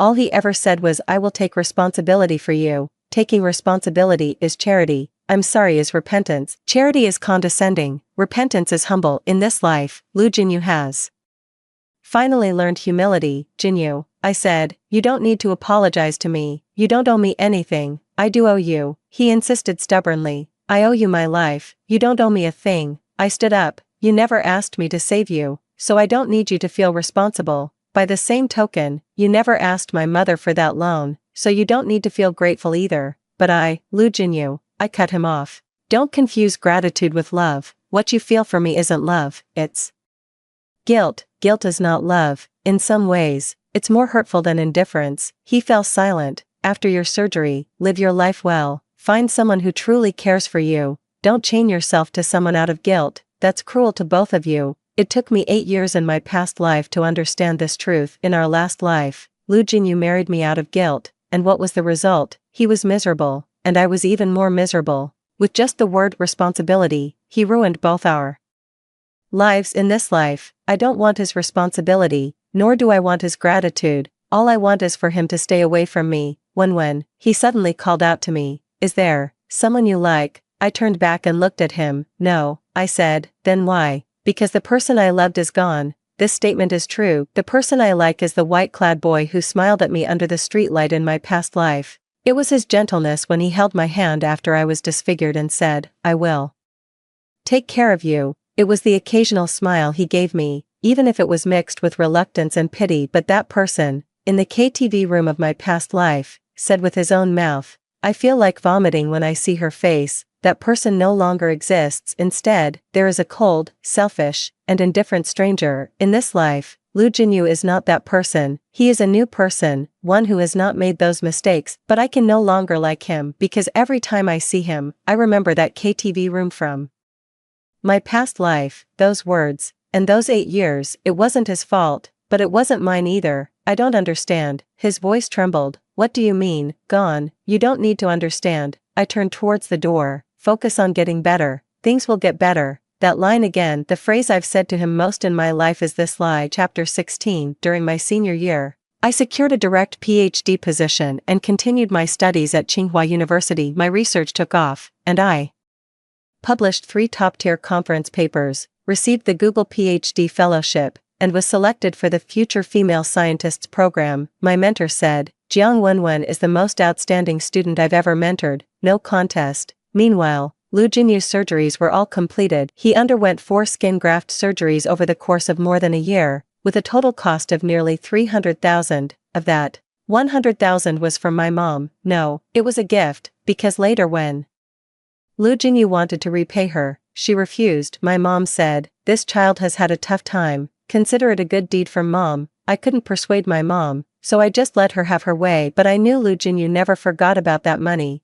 Every month, he would transfer a few hundred to my mom, calling it repayment. She wouldn't accept it, but he would force the transfer, then delete the chat records so she couldn't send it back. Over 4 years, he repaid over 20,000, although it's still far from 100,000. At least this gesture is sincere. After the surgery, Lu Jinyu's face had improved significantly. While it was impossible to return to its original state, it was at least no longer shocking to behold. His face bore extensive scarring, and his features were somewhat distorted, but with a mask and a hat on, he looked much like an ordinary person. He found a regular job, working as a voice actor for an internet company, with a monthly salary of 5,000. It wasn't high, but it was enough for him to live on. Back in his hometown, he started posting snippets of his daily life on social media, his voice recording booth, the meals he cooked, and the potted plants on his windowsill. Occasionally, he would also share some inspirational quotes. "Today I looked in the mirror and realized I wasn't as ugly as I thought. Maybe it's not because my face has improved, but because my mindset has. I am grateful to everyone who helped me during my toughest times. I will repay you with the rest of my life." Some things are lost for good, but loss is also a form of growth. As I read these social media posts, I can't quite put my feelings into words. Not moved, nor disgusted. It's more like a sense of relief. He is no longer the high and mighty school hunk. He has become an ordinary person who understands gratitude, cherishes, and humility. But this understanding came at the cost of disfigurement. The understanding I gained in my past life was bought with 8 years of tears. We both paid a price. It's just that the price he paid was far lighter than the one I paid in my past life. In the second year of my doctorate, I received an invitation to return to my alma mater and give a speech. The principal of my alma mater called me personally. "Jiang Wenwen," he said, "you are the pride of our school. Come back and share your story with the younger students. Give them some inspiration." I agreed. On the day of the speech, I wore a simple white shirt, tied my hair in a ponytail, and stepped onto the stage with no makeup. The auditorium was packed with students, their eyes shining as they looked up at me. They reminded me so much of my past self, full of hope for the future and trust in the world. I stood on the stage, looking at them, and suddenly felt a bit disoriented. If I hadn't stepped forward in my previous life, would my life have turned out like this? Standing on the podium at Tsinghua University, shining brightly, admired by everyone. No, even if I hadn't stepped forward in my previous life, I might not have reached where I am today, because in my previous life, I was too dependent on Lu Jinyu. I placed all my hopes on him, believing that marrying him was the ultimate goal of life. I had no career of my own, no aspirations, and even no independent thoughts. I am his subordinate, a disfigured yellow-faced hag, a burden seeking repayment for a favor. This life of mine was forced into existence. It was forced by his words. I feel sick just looking at her face, by the 8 years of cold violence, and by those 2 hours in the KTV fire escape. So should I thank him? No, the one I should thank is myself. Thank you to the self who, after crying for 2 hours in the fire escape, still didn't give up.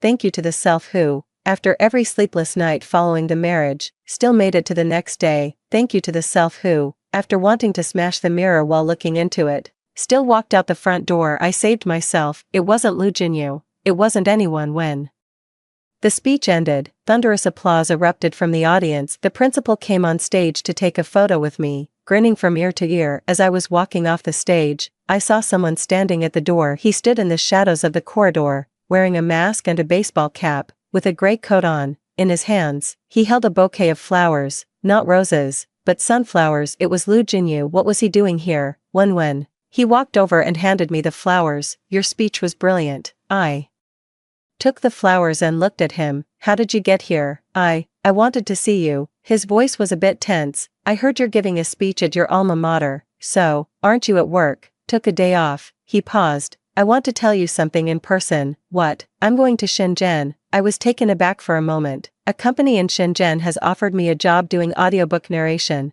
The salary is 12,000 a month. It's a lot better than my current job. That's great. I said, congratulations. Yeah, he nodded, fell silent for a moment, and then said, when I came to see you not to pester you. I know you don't have feelings for me anymore, and I've accepted that. I just wanted to thank you in person. He took off his mask. It was the first time I saw his face fully. Scars covered most of his face, stretching from his forehead to his chin. The skin was uneven, with varying shades, resembling a crumpled and smoothed out piece of paper. His left eye drooped slightly, and the corner of his mouth tilted to the right, making his features appear somewhat asymmetrical. But he didn't flinch or feel ashamed. He stood right there in front of me, letting me see every inch of his scars. This is me, he said, his voice calm. This is who I am now. I know you might find it revolting. It's okay, I'm used to it, but I still want to say, thank you, thank your mother, thank everyone who has helped me. If it weren't for you, I might not be in this world anymore.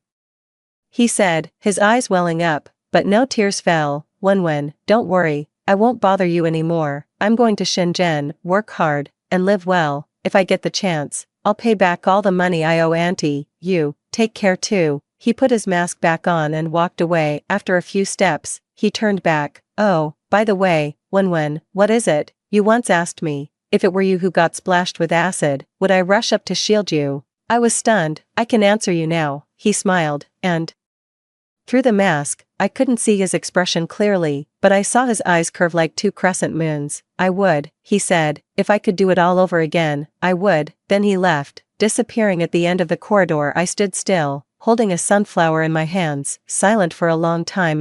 He said it would, but in his previous life, he didn't. In my past life, I was the one who got acid thrown on me. He didn't rush to shield me, and he didn't even spend much time with me in the hospital. He went to the library with Su Hailin instead, talking about how beautiful Xiamen University's campus was. In this life, he said, I will, but in this life, he was the one who got acid thrown on him. He never had the chance to rush forward because he was the one being attacked. Fate played a cruel joke on him. It took his face, but gave him a heart full of gratitude. But all of this was far too late. Not every I'm sorry is met with it's okay. Not every I'll change is met with I forgive you. Not every what if I could do it over gets a second chance. I turned and walked out of the school gate, the warm sunlight on my face. I placed the sunflower on the passenger seat and started the car. My phone buzzed with a WeChat notification. It's from Su-Hai Lin. When? I'm getting married, to Lin Yujo. The wedding is set for October. You must come, heart. I looked at the message and smiled. Su-Hai Lin is getting married with Lin Yujo, the heartthrob of Xiamen University. She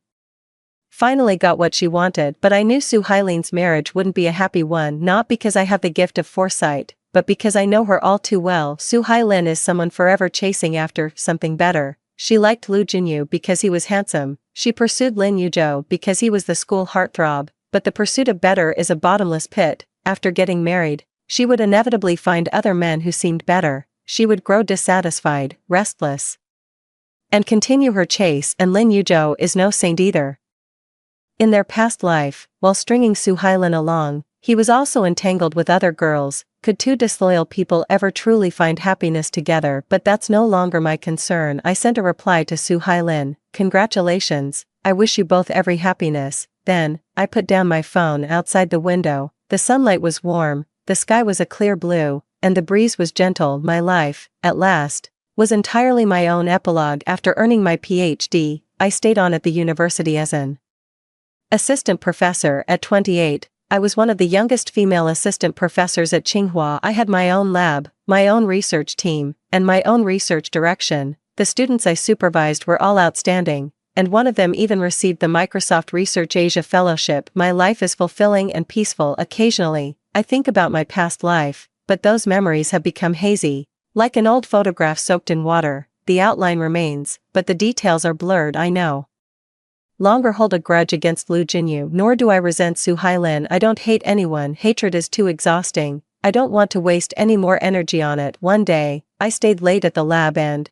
as I left the building, I noticed a girl standing at the entrance. She was probably in her early 20s, very beautiful, but had a large scar running from the corner of her right eye down to her chin. The scar, a scar left by sulfuric acid. I recognized it instantly because I had a scar just like it in my past life. Professor Jiang, she said upon seeing me, her voice tinged with nervousness. I'm sorry to disturb you so late, and you are. My name is Lin Xiaoting. I'm a student from the school next door. I was hoping to talk with you. Looking at the scar on her face, a complex mix of emotions suddenly welled up inside me. Come in. I pushed the door open. I'll make you a cup of coffee. She followed me into the lab, sat on the sofa, holding the coffee cup with both hands, her fingers trembling slightly. Professor Jiang, she took a deep breath. I heard, you almost got disfigured by acid too. I was stunned for a moment. Did someone try to throw acid at you? Did you dodge it? I looked at her and suddenly smiled. Yes, I said, I dodged it. And you, Xiaoting? I cut her off. What did you want to ask? She was quiet for a moment, then looked up, her eyes glistening with tears. Teacher Jiang, my face.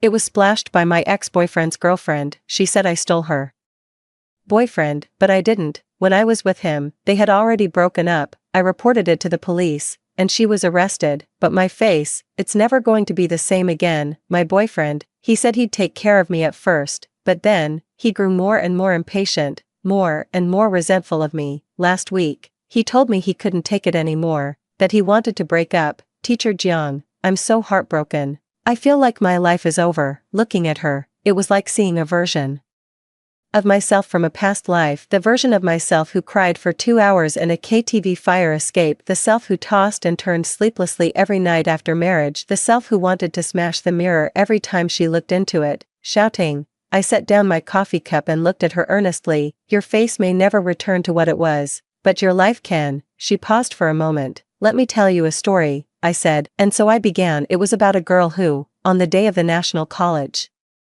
entrance exam, used her own face to shield a boy from sulfuric acid, and about that boy, who later said in a KTV room, the sight of her face makes me sick. This is about the girl who married that boy and endured 8 years of emotional neglect. This is about the girl who cried for 2 hours in the fire escape, then dried her tears and carried on living. This is about the girl who, given a second chance, chose to take a step back. This is about the girl who got into Tsinghua University, topped the provincial exams, earned her doctorate, and became a professor. By the end of her story, Lin Xiaoting was in tears. Teacher Jiang, is this really true? What do you think? I said with a smile. That girl, was it you? I didn't answer, just stood up and walked to the window. Outside the window was the night scene of Tsinghua, brightly lit with twinkling lights, shouting. I turned back. Disfigurement is not the end of the world. The real end of the world is when you feel you have nothing but your face. You are not having nothing, you have hands, feet, a brain, and dreams. You can study, work, earn money, and live a wonderful life. Don't tie your self-worth to a pretty face, and certainly not to a man. You deserve better. Lin Xiaoting wiped her tears and nodded firmly. Thank you, Teacher Jiang.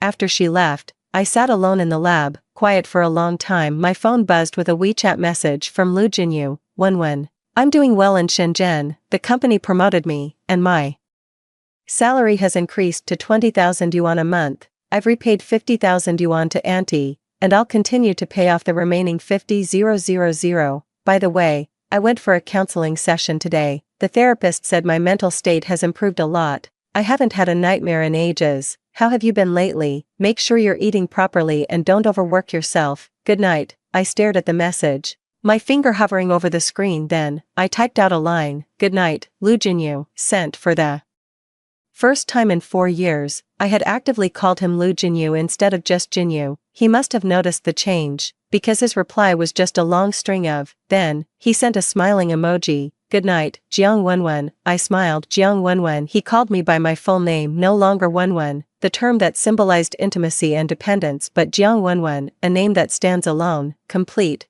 and independent of anyone else. I turned off my phone and stepped out of the lab. The night breeze carried the scent of early summer blossoms. I looked up at the sky. The stars were brilliant. In this life, I've finally become the person I wanted to be. I am nobody's savior. I am nobody's burden. I am nobody's wife. I am just Jiang Wenwen, a common, ordinary, but free person. That's enough. The end. Story 2. Back in the 70s, I was chased into the river by a vicious dog at the village entrance. Shen Jingqing jumped in to save me when I was hanging by a thread. Soon the village buzzed with gossip about us, and his fiancée called off their engagement. Left with no choice, Shen Jingqing reluctantly married me. After our marriage, he resented me for coming between him and Gu Qianru, treating me with constant coldness. Later, he even discovered an old love letter I'd written him years ago while going through my belongings. This only reinforced his belief that I'd schemed deliberately. Even my accidental fall into water became part of my calculated ploy to trap him. To retaliate, he secretly used his spousal authority to transfer my rightful job opportunity to Gu Qianru without my knowledge. With Shen Jingqing paving her way, she rose from a community teacher to a full professor, basking in glory every step of the way. Meanwhile, I spent my entire life stuck in the most mundane grassroots position, living out an utterly mediocre existence. Over the years, I watched coldly as my husband doted on another woman, securing her jobs, funding her education, draping coats over her shoulders when she shivered, wiping her tears when she cried. When the heartache finally numbed me, the realization struck. I'd made a terrible mistake marrying Shen Jingqing. Countless times I'd wondered, had I refused his marriage proposal, would my life have taken a different path? In the dead of night, I fell asleep once more with tears of regret staining my cheeks. When I opened my eyes again, I'd miraculously returned to that fateful day I nearly drowned. Jimei grabbed my hand. The girl's shrill voice pierced my ears. I snapped back to reality, the weightless sensation of falling down hospital stairs morphing into the sinking dread of drowning. Through the splashing water, I saw my childhood friend Gu Xiaoqin desperately reaching out toward me, yet she remained several steps away from the shore. At that distance, there was no way I could reach her fingertips. I'll get help, just hold on. She scrambled to her feet and dashed toward the distant fields where several villagers were working. That's when I realized I'd actually been reborn back in the 70s, before I'd even married Shen Jingqing. That day, while doing laundry with Gu Xiaoqin, a stray dog came out of nowhere, barking furiously at me and even attempting to lunge at me. Terrified, I stumbled backward in panic when suddenly an unseen force shoved me into the water amidst the chaos. Just like in our past life, Gu Xiaoqin began screaming for help toward the people working in the fields. But among that crowd, apart from the elderly folks, only Shen Jingqing knew how to swim. He rushed to the riverbank and, seeing me choking on water without hesitation, jumped in to save me. What began as an act of kindness unexpectedly bound us together in a lifetime of love and resentment. After Shen Jingqing rescued me in my past life, I spent all my savings to buy him a wristwatch from the city as gratitude. Not long after, Gu Xiaoqin suddenly came running with news for me. Zaimi, it's terrible. The whole village is saying you and Shin Jingqing are having an improper affair. The news hit me like a thunderbolt. In these times, open relationships still aren't fully accepted. Backward areas remain steeped in conservative, feudalistic attitudes. Being accused of moral misconduct is serious enough, let alone when Shin Jingqing already has a fiancé. Villagers passing by would point at me and shoot me strange looks. Some swore they'd seen me by the riverbank, locked in an indecent embrace with Shin Jingqing, our lips pressed together shamelessly. Others claimed I'd never fallen into the water accidentally, that we'd been caught in the act of daytime debauchery when I slipped into the river. The watch I'd gifted him became damning evidence of these supposed transgressions. The rumors snowballed until I was practically drowning in a sea of gossip. Back then, I was barely 20, young, naive, and wet behind the ears. Faced with such a situation, I fell apart completely, reduced to tearful helplessness. Shin Jingqing wasn't faring any better either. Rumor has it that his fiancée Gu Qianru showed up with her parents to call off the engagement, causing quite a scandal. Shin Jingqing and Gu Qianru were classmates deeply in love, on the verge of marriage when this unexpected turn of events occurred. Despite risking harassment accusations, he desperately tried to salvage the relationship for months, but Gu Qianru's resolve to break the engagement remained unshakable. No matter how much we clarified, few would believe us. With rumors spreading like wildfire, we felt like being fried in a pan of boiling oil. During that period, I'd get up every night to pack my belongings. Through tears, I thought, worst case, I'd just leave this place and start over somewhere secluded. But before long, Shin Jingqing unexpectedly arrived with betrothal gifts. The recent turmoil had drained his youthful vigor, and even his handsome features carried a faint weariness. The moment he saw me, he said, "Jijime, since things have come to this, why don't I just marry you?" He asked me, "Will you marry me?" Was I really willing? For decades afterward, I was haunted by regret for giving the wrong answer. Had I refused him then, perhaps my life wouldn't have been so full of hardship. I wouldn't have toiled in the fields for years, only to return to the city and watch helplessly as someone else took my job. It shouldn't be like this after marriage. My husband showering attention on another woman while leaving me alone in an empty bed too. I shouldn't have kept overestimating myself by comparing to Gu Qianru, only to retreat in shame every time. Among the three of us, we're the ones with the marriage certificate, yet I feel more like the other woman. We fought, I cried, I made scenes, but what ultimately broke me was the sheer disgust in Shin Jingqing's eyes. He said, "You know exactly how our marriage came to be. The greatest regret of my life is what I did to Qianru. This is the debt we owe her." I broke down. What debt? Wasn't it her who insisted on breaking off the engagement? Wasn't it you, Shin Jingqing, who came knocking with betrothal gifts to marry me? Never once did I intend to come between you two, yet he condemned me to eternal damnation over that love letter I never even sent, stripping me of any chance at redemption, leaving me to drown alone in this loveless marriage for all these years. Watching his retreating figure turn away heartlessly again and again, I choked back sobs. Shin Jingqing, I truly wish I'd never met you in this lifetime. His departing footsteps suddenly froze, though I couldn't see his expression, yet I heard him speak with near-perfect indifference. If possible, I too wish I'd never pulled you from the river that day. Only at this moment did I truly believe Shin Jingqing wasn't just speaking in anger. As I struggled in the water, Gu Shaoqing dragged Shin Jingqing toward me. "Brother Shin, hurry, Jijime fell into the water, go save her." In our past life,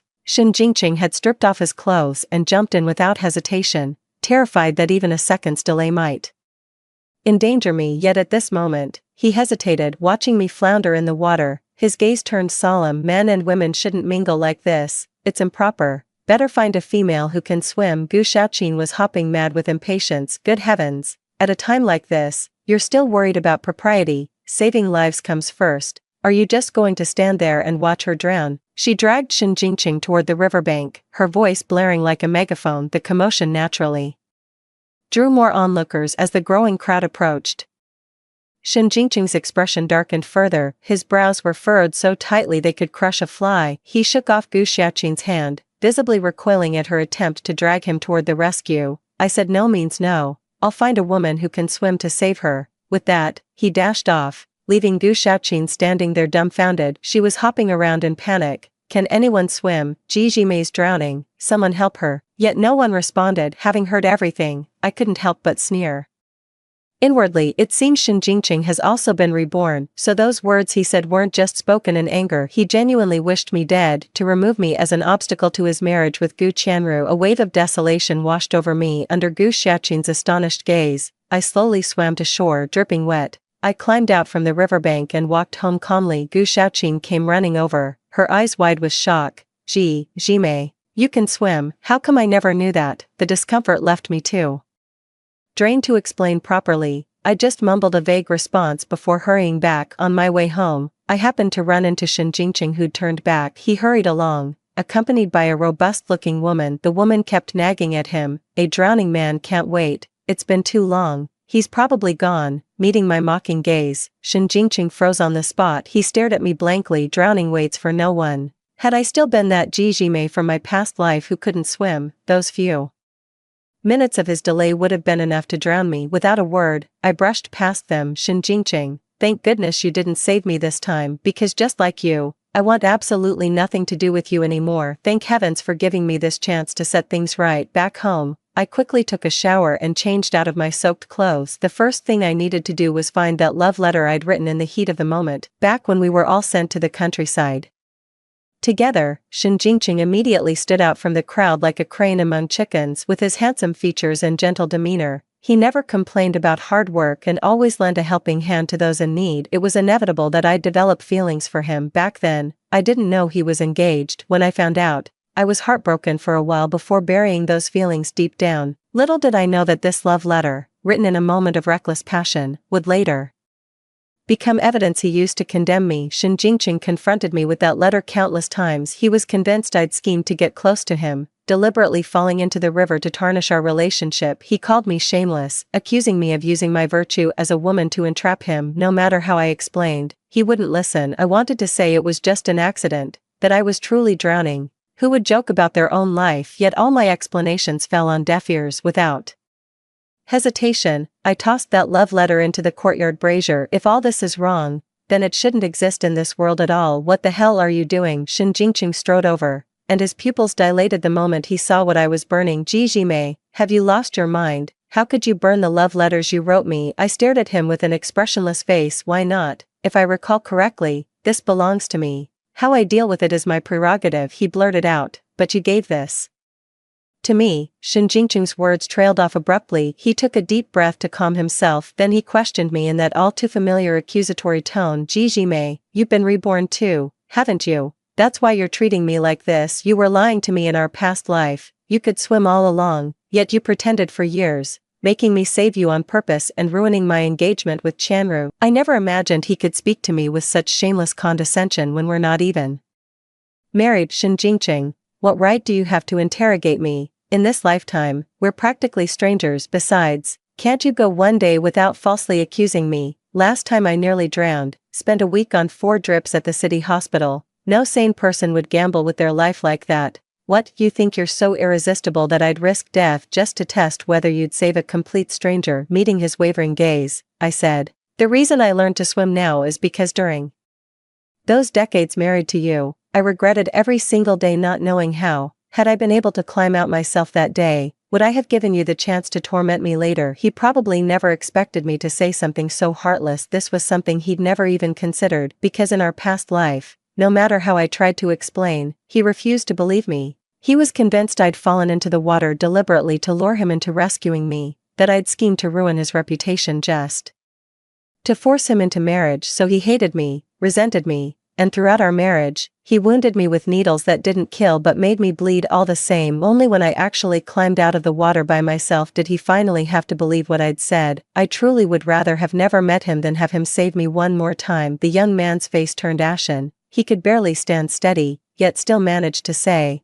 what you will, but in this lifetime, don't interfere with my relationship with Qianru again. We'll get married and correct our past mistakes. With that, he stared at my face as if waiting for something. He was probably waiting for me to lose my cool, hoping to see me angry and jealous, but I didn't give him the satisfaction. 3. I simply smiled and wished him well. Oh really? Then I wish you a lifetime of happiness together. Late at night, by the dim light of a kerosene lamp, I studied the rustication approval letter spread across the desk. It's like a certificate of honor, urging us to answer the call and contribute to rural development. Through it, I glimpsed fragments of my past lives. I spent half my lifetime toiling away in mediocrity, busy yet numb. Every day is packed, yet my heart remains hollow. As someone who's loved reading since childhood, I find no fulfillment in my current job. I once considered furthering my education. I wanted to take the postgraduate entrance exam, to reach for greater heights, but whenever I picked up a book, Shen Jingqing would mock me, laughing at my overambition.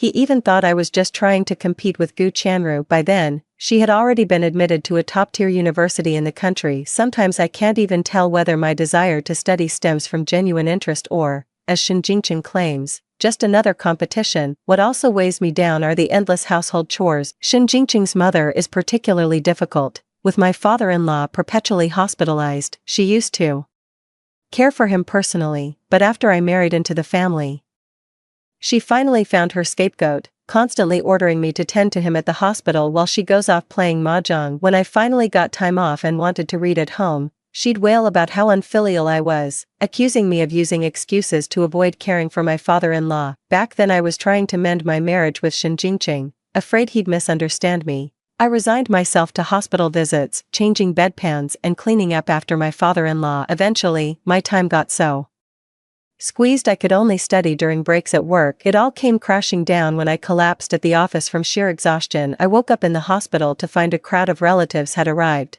not to check on me but to lecture me on behalf of Shen Jingqing and my mother-in-law. They scolded me for being ungrateful, for obsessing over some graduate school exam instead of appreciating my comfortable life. Why stir up trouble, they said. You should be Shen Jingqing's supportive wife, they insisted. Manage the household while he climbs the corporate ladder. Once he gets promoted, you'll have everything. Why bother with grad school? Back then, their constant nagging actually clouded my judgment. I foolishly gave up my education to willingly take care of his household. God knows what possessed me back then. Looking back now, I was utterly senseless. Some men won't appreciate women sacrificing their ambitions to become homemakers. Eventually, they'll even resent her for losing her spark.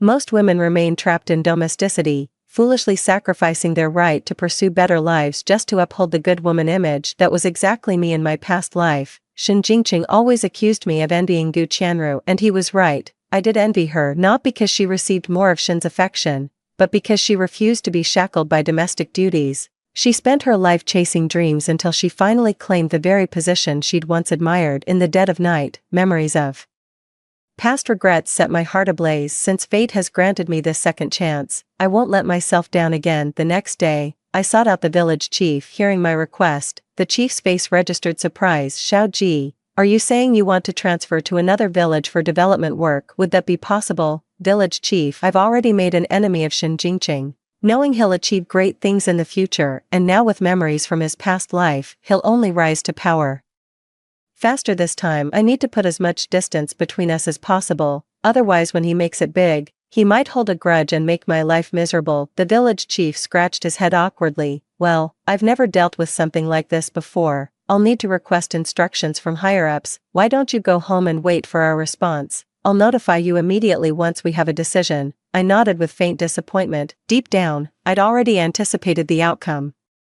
After all, young people were always assigned to villages according to organizational arrangements. Cases like mine, wanting to switch locations, were probably rare. I kept working in the fields under the scorching sun. When I ran into Shen Jingqing, I treated him like thin air. I walked straight past him without a glance. Several times I noticed him opening his mouth to speak, but he swallowed his words when met with my icy stare. Gu Xiaoqin came over to me, her neck glistening with sweat, clicking her tongue at something in the distance. Jimei, Gu Qianru is so lucky. Why don't I have a fiancé like Shen Jingqing? Following her gaze, I saw many girls in the field staring at Gu Qianru with envious eyes. It turned out that while Gu Qianru was working, Shen Jingqing had come to visit her, bringing chilled mung bean soup. His heart ached for her, so he took all her tasks upon himself and had her rest on a nearby rock. During the break, Shen Jingqing took out a handkerchief to wipe Gu Qianru's sweat, a perfect match that made onlookers green with envy. Call it intuition, but even while doting on Gu Qianru, his gaze kept drifting subtly in my direction. I scoffed. What they saw as enviable, I found utterly repulsive. After all, it was me who taught him how to make that mung bean soup in our past life. In the following days, I actively kept my distance from Shen Jingqing, determined to cut ties. He probably thought I was playing hard to get, but only I knew the truth. I genuinely wanted to avoid repeating past mistakes. Though I'd loved Shin Jingqing with all my heart in our previous life, that sincere affection had been utterly crushed by our loveless marriage. What took me by surprise was trouble came looking for me when I wasn't even seeking it. That morning, I was still lost in dreams, half asleep. I heard the door being pounded like thunder. A man's voice seethed with rage. Jijime, get out here this instant. I hastily threw on my coat and opened the door to find Shin Jingqing's face contorted with fury. His eyes were dark with malice, glaring at me as if he wanted to tear me apart with his teeth. He roughly grabbed my wrist and stormed toward the broadcasting station. He yanked me so hard it hurt, and I snarled through gritted teeth, Shin Jingqing, have you lost your damn mind? Let go of me, let go right now. He turned a deaf ear, gripping my wrist even tighter as if afraid I'd break free. The pain was so intense I thought my bones might snap. Tears spilled unbidden down my cheeks as waves of humiliation crashed over me. It wasn't until he brought me to the broadcasting station that I understood Shin Jingqing's intentions. A dense crowd had gathered over there, for the village chief, local residents, and Gu Chanru were all present. Her delicate figure swayed like a willow in the crowd, her quiet sobs making her appear even more pitiful. Shin Jingqing rushed forward and grasped Gu Chanru's hand. Chanru, I brought Jijime here, hear her explanation. Yourself, I swear I didn't jump into the river to save her that day. Gu Chanru turned away, her shoulders still trembling with silent sobs. The village chief watched her tear-streaked face with helpless sympathy. Clearing his throat, he said, Comrade Gu, speak your grievances, we'll see justice done. Only then did she speak. Village chief, I have just one demand. I want to break off my engagement with Shin Jingqing. The man's eyes turned red as he shouted hoarsely, why, Chanru, are you rejecting me again in this lifetime? He gripped Gu Chanru's shoulders, demanding an answer. Gu Shiru said with grievance, when Jijime fell into the water that day, Gu Shaoqin claimed she saw you jump in to rescue her. You even gave her mouth-to-mouth resuscitation. You held each other close, skin against skin. How could you treat your own fiancé like this? I can't bear this humiliation. I'm calling off our engagement. My gaze shifted to Gu Shaoqin in the crowd. She averted her eyes, not daring to meet my stare. Shin Jingqing explained, I didn't rescue her, she swam up on her own. As for mouth-to-mouth resuscitation, that's absolute nonsense. The girl broke free from his embrace, but so many people saw it with their own eyes. Yet when questioning those villagers about who actually witnessed it, they all denied seeing anything firsthand, claiming they'd only heard it through the grapevine. Gu Shaoqin was the only one who witnessed the entire incident that day. Yet she's been spreading malicious rumors everywhere. Before I could confront her, Shin Jingqing dragged me forward. Again, Jijime, tell me, how did you get out of the water that day? Don't you dare lie to me, or you'll regret it. Watching him seethe with rage just to cut ties with me, I felt more certain than ever, I didn't love him anymore. In fact, it made me sick. I replied calmly, I can swim, why would I need his help? You're lying. Shaoqin said you can't swim at all. You've never dared to go near the river, Comrade Ji. If you're bold enough to steal someone's fiancé, at least own up to it. Gu Shiru glared at me, her pitiful expression winning her even more sympathy from the crowd. I immediately felt the scornful gazes. These people were once again labeling me as a homewrecker who'd seduced someone's fiancé. Spotting the river nearby, an idea struck me. I turned to the crowd and said, follow me. Without hesitation, I jumped into the water right before everyone's eyes. 1 minute. 2 minutes passed until the ripples on the water's surface stilled. Someone gasped in horror. Oh God, has she drowned? On the shore, Shin Jingqing clenched his fists, his breathing momentarily ragged. After what felt like an eternity, I finally broke the surface and swam ashore with practiced ease. My clothes were soaked through again, with my hair plastered to my face. I was a complete mess. I said coldly, convinced now, I can swim just fine without needing his rescue. I'd never stoop so low as to gamble with my life just to seduce a man. You rumor-mongering fools are utterly ridiculous. No more doubts were voiced, and many flushed with shame over their earlier suspicions. The village chief barked out a couple of shouts. Just a misunderstanding. Everyone disperse and get back to work. Under cover of darkness, Gu Shaoqin sneaked out of her house unnoticed by her. I quietly trailed behind. When we reached a secluded spot, I heard her murmur in a plaintive voice, sis, I swear I'm not lying. Jijime couldn't swim before. Who knew she'd managed to climb out that day? And the person who met her in the darkness turned out to be Gu Chanru. Gu Shaoqin's a local. When I first arrived, she mentioned her uncle from out of town had a daughter, a beautiful college student in the city, the whole family's pride. So they're cousins. What perfect camouflage. Her pretty face flushed with rage as she berated Gu Shaoqin mercilessly. You idiot. What kind of half-baked scheme was this? Now I can't break off the engagement with Shen Jingqing. While Wen was waiting to marry me, what am I supposed to do now? Xia Wenhua, in her past life, Gu Qianru had married him. Back then, Xia was the leader of the educated youth group, sent here from his wealthy family for tempering. In the previous lifetime, Gu Qianru and Xia Wenhua had clearly no connection whatsoever, yet they rushed into marriage just 2 months after her engagement with Shen Jingqing was called off. Now it's clear this was premeditated all along. Even that vicious dog incident in her past life was orchestrated by Gu Qianru's faction. Gu Shaoqin's role was to lure Shen Jingqing into rescuing her, then spread rumors afterward. Had everything gone according to plan, she would have used this as pretext to dissolve her engagement and marry into the prestigious Xia family. I gritted my teeth in secret, itching to stride over and slap her across the face twice. Back then, Shen Jingqing was just a poor young man sent to the countryside with bleak prospects. Years later, he rose to become a department head with a flourishing political career, while the Xia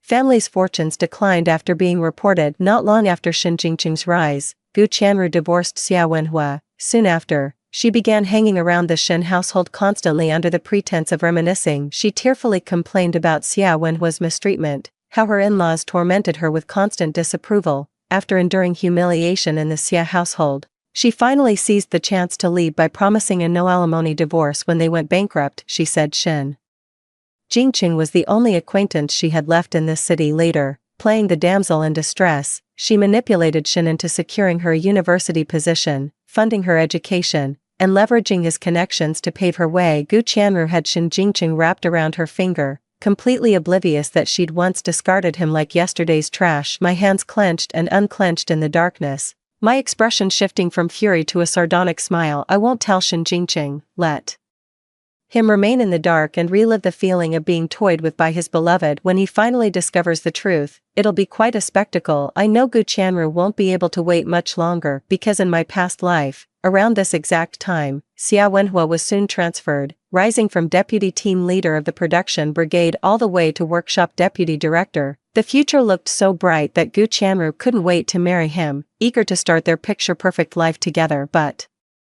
what truly shocked me was how I'd still underestimated Gu Qianru's shamelessness. Who could have imagined that when she failed to tarnish another's virtue, she'd stoop so low as to ruin her own? At dawn's first rooster crow, Gu Shaoqin came banging on my door in a frenzy, grabbing my arm and saying, "Something terrible's happened, come quick." Without knowing why, I ran after her and asked, "What's going on?" Team leader Xia was drinking with some department heads last night. On his way back, he took a wrong turn and accidentally entered the wrong room. This morning, people found him sleeping in the same room as Gu Qianru. Before I could fully process this information, I arrived at Gu Qianru's place to find a huge crowd gathered, even bigger than the one at the broadcasting station that day. He froze. Xia Wenhua was frantically explaining to the crowd, "It was the alcohol's fault. My room and Comrade Gu's are just too close together. It was dark, I couldn't see clearly, and she forgot to lock her door. That's how I ended up in the wrong room by mistake. I swear on my honor, nothing happened between us. I just slept on the floor last night. Look at all this dust on my back. Does this look like it came from a bed?" Gu Qianru was sobbing uncontrollably when she suddenly lunged at the wall, screaming, "I don't want to live anymore." A sharp-eyed villager stopped her just an inch from the wall. "Comrade Gu, what are you doing? Don't do anything rash, life is precious." Gu Shiru sobbed, "I've wronged Jingqing. How can I face anyone now? How could I possibly be his wife? Let me go, I want to die." The village chief slapped his thigh in exasperation, pleading, "It's not that serious, Shen Jingqing, say something." The young man's tall frame swayed slightly in the crowd, his face pale as he murmured, "Shiru, I don't blame you, this wasn't your fault, I'll still marry you." But Gu Shiru refused to relent. She would never accept this outcome. "I don't care what you say. With so many witnesses, my reputation is ruined. I won't force you into this marriage. Rather than have you endure public scorn as my husband, I'd rather die." With that, she lunged at the wall again. After several attempts, blood finally trickled from her forehead. An elderly villager stepped forward to mediate. "After this scandal, even if accidental, Miss Gu can't possibly marry Shen Jingqing with such tarnished honor. Truth be told, this engagement was never meant to be. Why not dissolve it? If Xia Wenhua is willing to take responsibility for Miss Gu, that Might turn misfortune into blessing, Xia Wenhua eagerly responded. I will, I swear to take full responsibility for Comrade Gu. To make amends, I'll treat her right. Gu Shiru was still sniveling, but had stopped her suicidal dramatics. All eyes turned to Shen Jingqing. Waiting for his nod of approval, Shen Jingqing glanced at Gu Shiru warily, as if any denial from him would send her crashing into walls again. She kept claiming she refused to marry him to avoid public scorn, but was that truly the case? When he remained silent, Gu Qianru let out another wail and threw herself at the wall with all her might, sending everyone scrambling to restrain her. Comrade Shen, just agree. Do you really want to watch Comrade Gu die right here? Exactly, she's staking her life to prove her sincerity. Clearly this isn't some sordid affair. Let her go. If she actually married you afterward, think how people would judge her. She'd be better off with team leader Xia Wenhua. Shen Jingqing's handsome face drained of color, his eyes dull and filled with despair. 5. Why couldn't he and Gu Qianru make it work even in this second chance at life? Under the storm of persuasion from the crowd, the young man finally gave a reluctant nod. Gu Qianru's tension melted away as she exchanged a triumphant glance with Xia Wenhua. Having witnessed this whole spectacle, I was just about to head home. Suddenly, Gu Xiaoqing grabbed my wrist. She exclaimed loudly, Jimei, now that brother Shen is single again, you can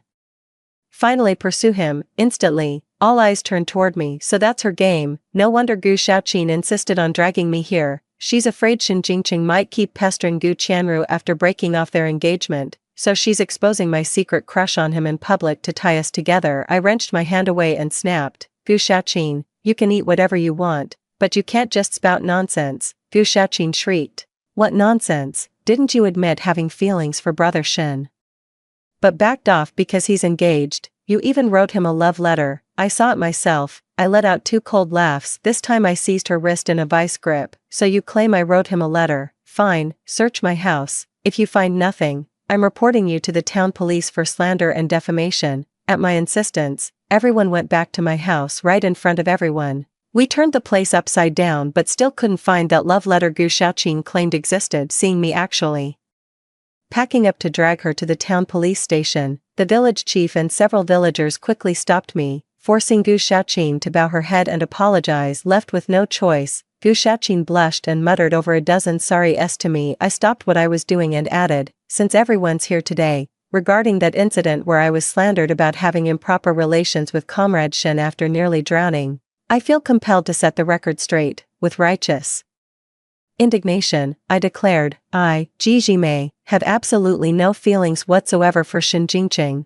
nor have I ever considered marrying him. If anyone dares spread rumors about us again, I'll go straight to the police. I'd rather die than have my reputation tarnished. Mark my words, I'd sooner become a nun and remain unmarried my whole life than wed that man, or may lightning strike me dead where I stand. Amid the crowd, Shen Jingqing turned deathly pale, staring at me in utter disbelief. He murmured, How could you say such things? I couldn't be bothered to watch his pathetic dramatics. After shooing everyone out, I slammed the door shut with a bang. Peace finally returned to the world. Perhaps from the shock, Shen Jingqing fell seriously ill for several days and disappeared from the village for quite some time. Then the village chief came looking for me again. There's progress on that matter you mentioned. The higher-ups say your request is unusual, but not impossible to arrange. The catch is, if you want to leave here, you'd have to go to the northwest region. The sandstorms there are brutal, and conditions are much harsher than here. I'm not sure a young woman like you could handle it. I nodded eagerly. Village chief, I'm willing to go as long as I can get away from this place. Any hardship is acceptable. In a few years, the college entrance exams will be reinstated,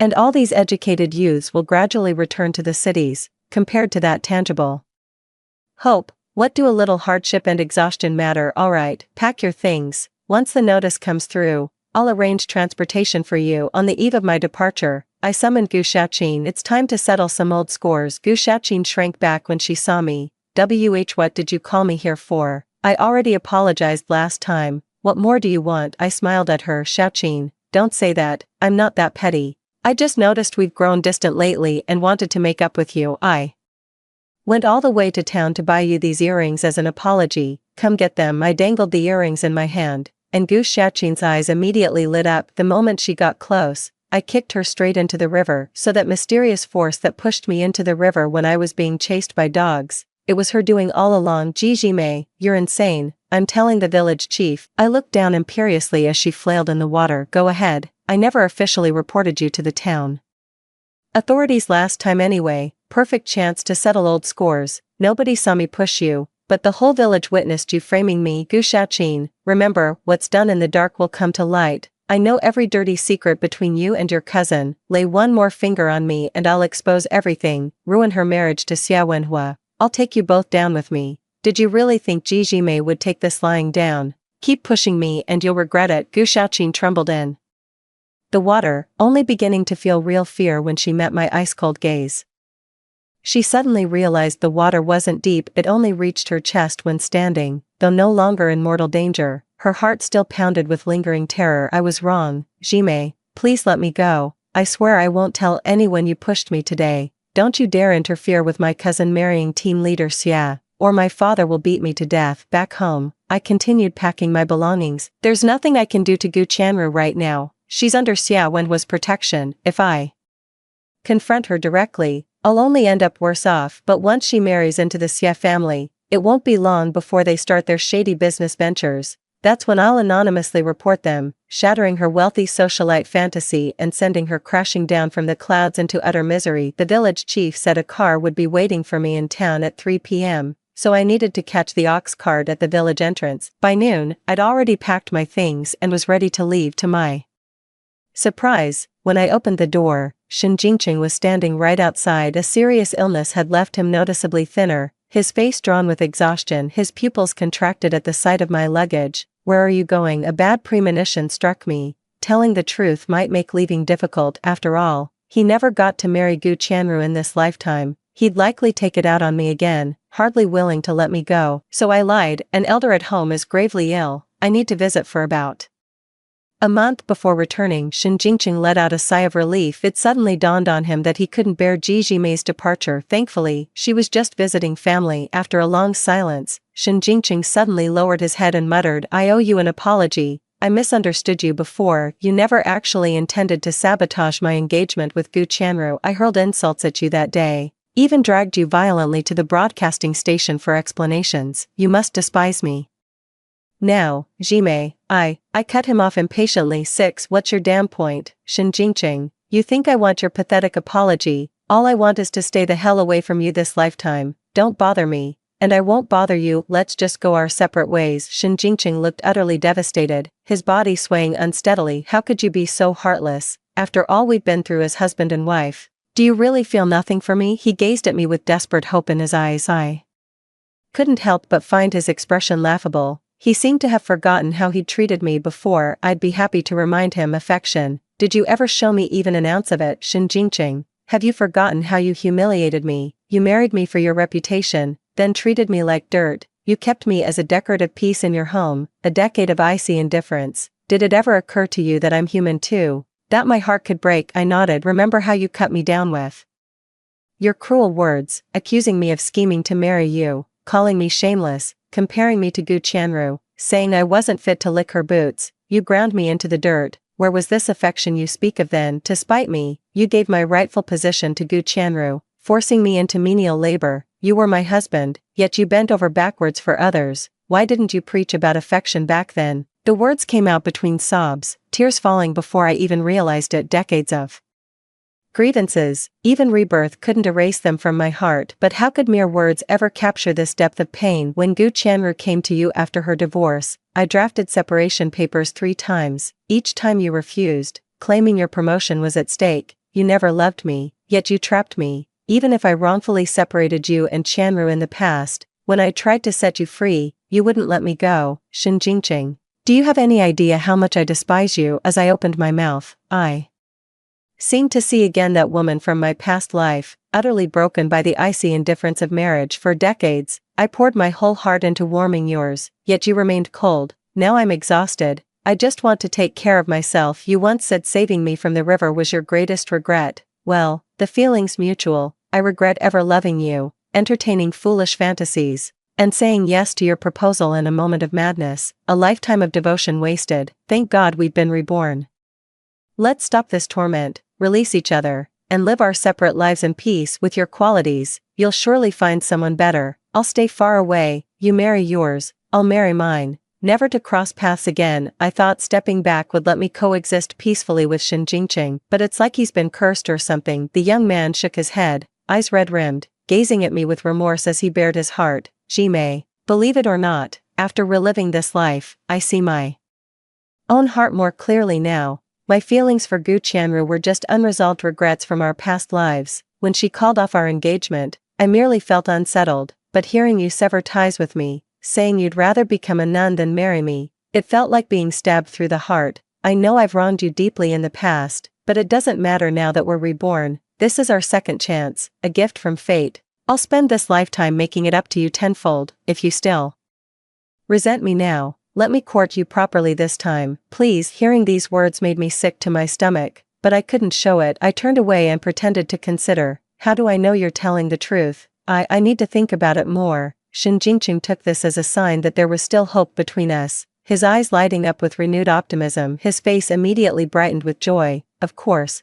Feel free to test my sincerity. My heart belongs only to you. Jimei, let me walk you to the village entrance to catch your ride. Do come back early, or I'll miss you terribly. He carried my luggage and personally saw me onto the ox guard at the village entrance. As the cart jolted into motion, the young man stood waving at me. A smile played on his lips, as if anticipating my return before long. I gave him one last smile. Shin Jingqing, farewell forever. In this lifetime, Jimei had deceived him. She never returned. After an anxious wait, Shin Jingqing learned of her whereabouts from the village chief. He stood there dumbstruck, as if someone had punched him in the gut, completely frozen in shock. Jimei, how could you be so cruel? We promised to start over. How could you just walk away and abandon him like this? He knew he'd hurt her countless times, but why wouldn't she give him even one chance to make things right? Shin Jingqing refused to give up. He resolved to prove himself after returning to the city, then beg for Jimei's forgiveness once more. But fate had other plans. Shortly after, Xia Wenhua and Gu Qianru got married. An anonymous tip brought them down, plunging the entire family into ruin. Every dirty deed they'd committed was exposed in broad daylight. Only then did Shin Jingqing realize how many underhanded schemes Gu Qianru had orchestrated behind his back to discard him and climb the social ladder. How pitiful that in his past life, he'd foolishly clung to nostalgia, betraying his own wife to shield that woman his entire lifetime. He's the biggest joke of all time. Later, Xia Wenhua somehow learned that the report against his family was Shin Jingqing's revenge for stealing his wife. Having nothing left to lose, he gathered a group and crippled Shin Jingqing in retaliation. The permanent disability ensured he'd never achieve his past life accomplishments. Years later, a destitute Shin Jingqing saw Jimei being honored in the news. After moving northwest for development work, she persisted in her studies, from college to PhD, and transformed the barren land into an oasis with her team, painting the desert with new life. Her remarkable contributions earned national recognition. She truly reinvented herself, while he spiraled into irreversible ruin. 7. His gaze swept across the cramped rental apartment.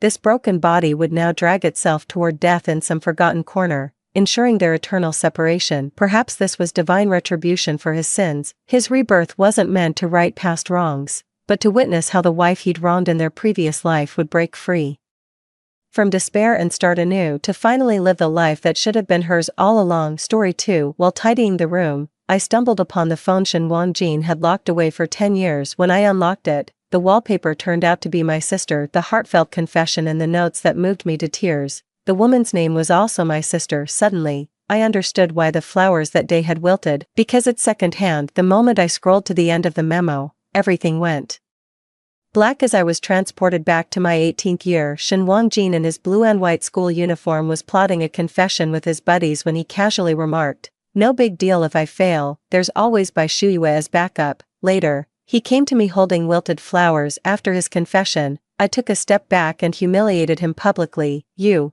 not even a dog would date you." 1. I found Shen Wangjin's decade-old phone in the storage room. He forgot the password and got locked out for 80,000 hours. After multiple failed attempts, it contained countless precious moments from our relationship, so I went out of my way to buy a wide port charger. By the time we finished cleaning, the phone had fully charged. The screen shows I can try the password again in 4 hours. I just lay down scrolling through my phone for a while. 4 hours later, I opened that old phone and instinctively typed in my birthdate. After this phone got locked, Shen Wangjin set all passwords to the same combination.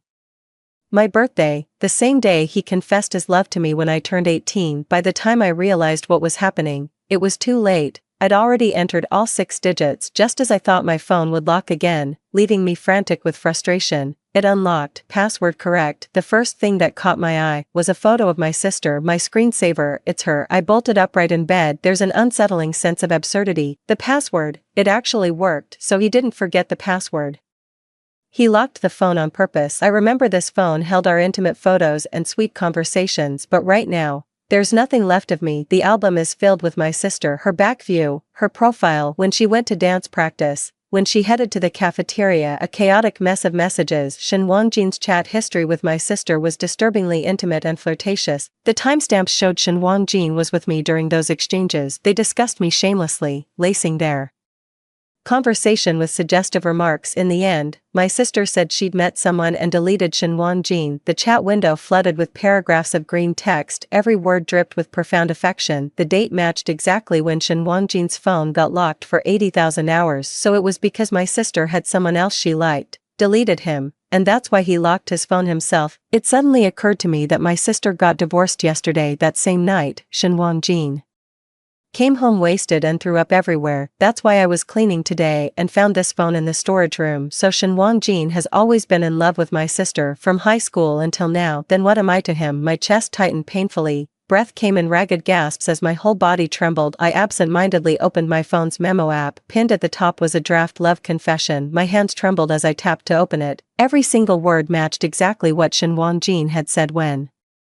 confessing to me. Oh no, there's something different. The name he confessed to in the memo, it's by Shuqi and I am by Shuyue. It suddenly occurred to me that when Shen Wangjin confessed to me, the flowers were already wilted. Turns out, it was secondhand. All these years have been nothing but an elaborate lie. I suddenly found it hard to breathe. Then everything went black as I passed out too. When I came to, I realized I'd been transported back to that early winter when I was 17. Withered leaves rustled underfoot while classroom recitations echoed through the air. I rushed to the restroom to splash cold water on my face, trying to clear my head. In my rush, I didn't check the sign and accidentally walked into the men's restroom of all times. Someone walked in right then. I had no choice but to hide in a stall, my heart pounding like a drum. Bro, you're really going to confess to the campus belle? She's got a ton of admirers. Then I heard that all too familiar voice, TCH, who's confessing here? Me or you? If I'm not chickening out, why should you? It was Shen Wangjin. His lazy drawl carried through. Who cares if we fail? There's always Bai Shuyue as backup anyway. His brother burst into laughter immediately. That's so you.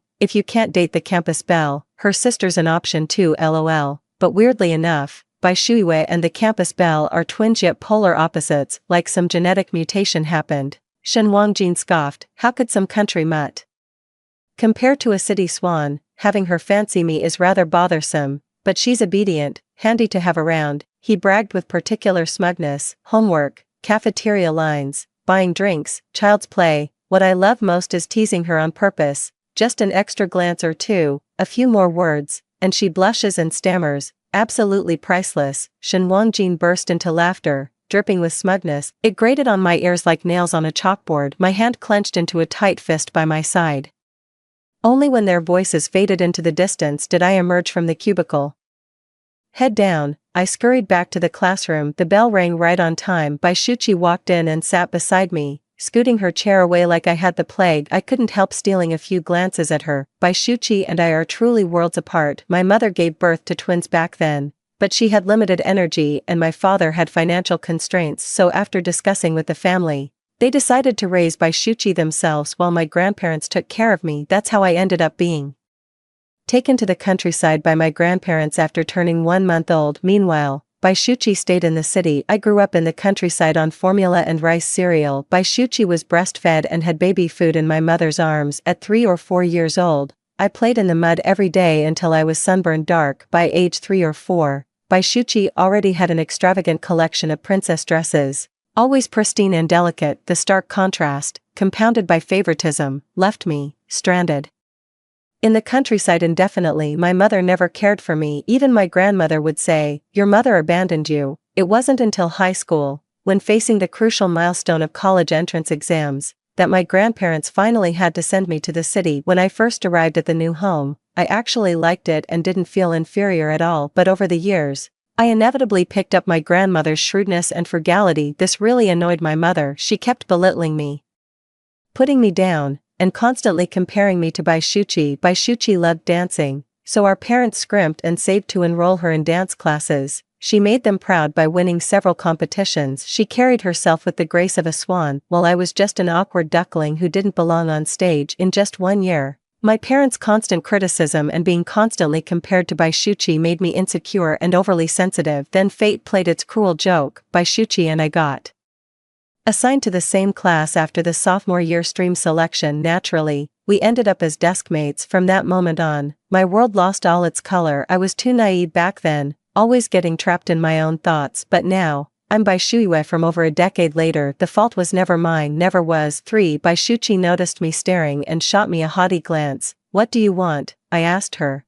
Do you know Shen Wangjin has a crush on you? Tossing her chin, Baishuchi replied, so many people like me, why should that surprise anyone? So she knew Shen Wangjin was somewhat of a minor celebrity at school. There are 2 types of people everyone knows in school. The first are the academic superstars, the second are the notorious troublemakers. Shen Wangjin was the latter. Back when I had a crush on Shen Wangjin, I'd secretly scribble his name in my notebook. Baishuchi caught me doing it. She even asked me how I could possibly like a troublemaker like Shen Wangjin. Of course I never told her the reason, but she knew I had feelings for Shen Wangjin. Yet when Shen Wangjin got rejected by her and started dating me instead, she didn't say a word, not even a heads up. Even after we got together, she kept flirting with Shen Wangjin. What was going through her mind at that moment? Enjoying the show, secretly pleased, taking malicious delight. I let out a slow breath, suppressing the urge to confront her. Baishuchi suddenly remembered something and said in a condescending tone, "Oh, I forgot.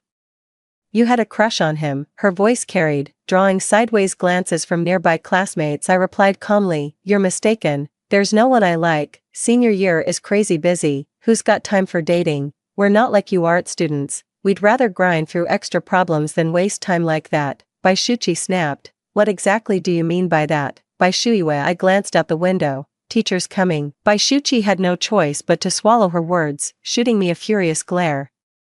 Class would end right at noon. As usual, Shen Wangjin would come to our classroom, making me queue for his lunch while he chatted up Baishuchi with small gifts. Right on cue, Shen Wangjin was already leaning against our classroom doorframe when the bell rang. After the teacher left, he strolled in with one hand in his pocket, moving with lazy grace. He rapped his knuckles twice on my desk. Knock knock, wearing a half smirk. Baishuiwe. The canteen just added a new dish. Word is, it's amazing. Translation: he wanted me to grab him a meal. The cafeteria food runs out fast. By the time I get there, it's just soup left with no meat dishes. Shen Wangjin and I have completely different tastes. After queuing to get his food, my favorite dishes are always gone. I even had to deliver his meal before going back to eat myself, then wash his dishes afterward. Looking back, I must have been out of my mind. Fell head over heels for him over such a trivial matter. The more I thought about it, the angrier I got. I didn't even spare Shen Wangjin a glance. His composure was slipping, but he held back because Baishuchi was present. Surprisingly, Baishuchi spoke up first. Baishuiwe, grab me a meal to the dorm. I need to talk with Shen Wangjin now. Bossy and condescending, their gaze held a clear challenge. She's using Shen Wangjin to make me jealous. I stood up with a hollow smile. Not happening. With that, I walked right past her and headed to the cafeteria. Just then, Shen Wangjin called out to me in a lecturing tone, Baishuiwe, as a younger sister, you should listen to your elder sister. I couldn't help rolling my eyes. Seriously, you all want me to bring back food? I glared at Shen Wangjin. Do I look like your mom? Then turned to Baishuchi. Or yours. Someone else in the classroom burst out laughing. Their faces instantly darkened. I walked away without a trace, leaving nothing behind, for Shen Wangjin still wouldn't give up. While I was in the cafeteria, his lackey came with a message. Brother Wang says he's waiting for you in the classroom. Don't keep him waiting too long. There was a hint of threat in his tone. I completely ignored him. Who does Shen Wangjin think he is? After enjoying some delicious braised pork and spare ribs, I grabbed an ice-cold drink and headed to the dorm for a satisfying nap. Senior year is intense with crushing pressure. Most students spend lunch breaks buried in textbooks or grinding through practice tests, constantly on edge. I used to be just like that, but today, I just feel like cutting loose. If Shen Wangjin wants to wait, let him wait. The moment I entered the dorm, I spotted Bai Shuqi there. She wasn't even my roommate. She gave me a once-over and demanded, "Where's my food?" It's sobering how many functionally impaired people pass for normal just because they can feed themselves. Bai Shuqi seemed to finally realize, "You didn't bring me food." She sprang up and yelled at me, "Bai Shuiwei, didn't you hear me asking you to bring food? What am I supposed to eat now? Are you doing this on purpose?"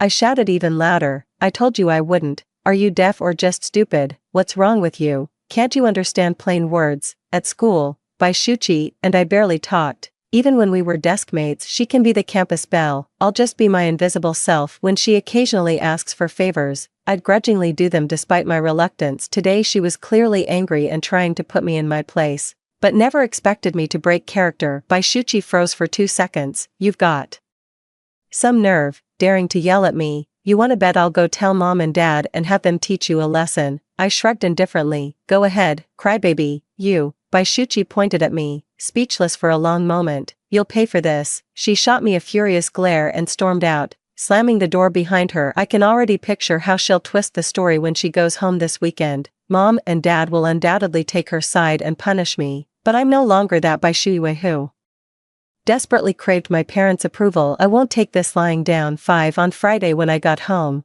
Bai Shuqi dramatically exaggerated to our parents about me forgetting to bring her food. The moment I stepped through the door, the TV remote came flying at me and smacked right into my forehead. Ah, the sharp pain made me cry out. My mother pointed at me, yelling, "You ungrateful brat, how heartless can you be? Was it too much to ask to bring your sister some food? She's your own sister. How could you let her starve all afternoon? I see right through you. You're just jealous your sister can dance. You deliberately starved her, trying to make her sick, so young yet so vicious. We never should have taken you in. You're nothing but a heartless monster." My father's face darkened. "Being raised away from us has spoiled your temperament. Starting today, your weekly allowance is cut in half. It'll be restored when you've learned your lesson. Now, apologize to your sister." Bai Shuqi watched me smugly, waiting for me to bow my head in apology. I lowered my hand from my forehead. "I won't apologize. Go ahead and kill me if you want." The moment I finished speaking, my mother rushed over and slapped me across the face. She put her whole body into that swing. The impact sent me crashing into the nearby shoe cabinet,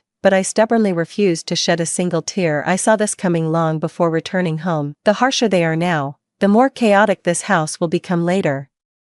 With my mom still yelling at me, I dashed straight to my bedroom and locked the door, pulling out the phone hidden under my pillow. I video called my grandma in tears. I cut ties with grandma just to please my mom. She wasn't perfect, but grandma raised me with her own hands. I was always her favorite. When the video call connected, I immediately showed the slap mark on my face and the bruise on my forehead. "Grandma, save me. Mom and dad are trying to beat me to death." Sobbing uncontrollably, I watched as grandma on the video call immediately dropped what she was doing and rushed over with grandpa in tow. "Don't be scared, sweetheart. Grandma's coming to set things right." I'm still breathing. How dare they treat my granddaughter this way? For hours later, grandma and grandpa came pounding on our door, ready for battle. 6 By then it was already dark. My parents and Bai Shuqi were having dinner in the dining room, all cheerful and harmonious. As for me hiding in the bedroom, it was as if I didn't exist. My father went to open the door, but before he could utter a word, grandpa slapped him across the face. "I sent Sarya here to live comfortably, not for you people to mistreat her. How dare you hit such a little girl? You don't deserve to be parents." Grandma charged straight at my mother, clapped her hands together,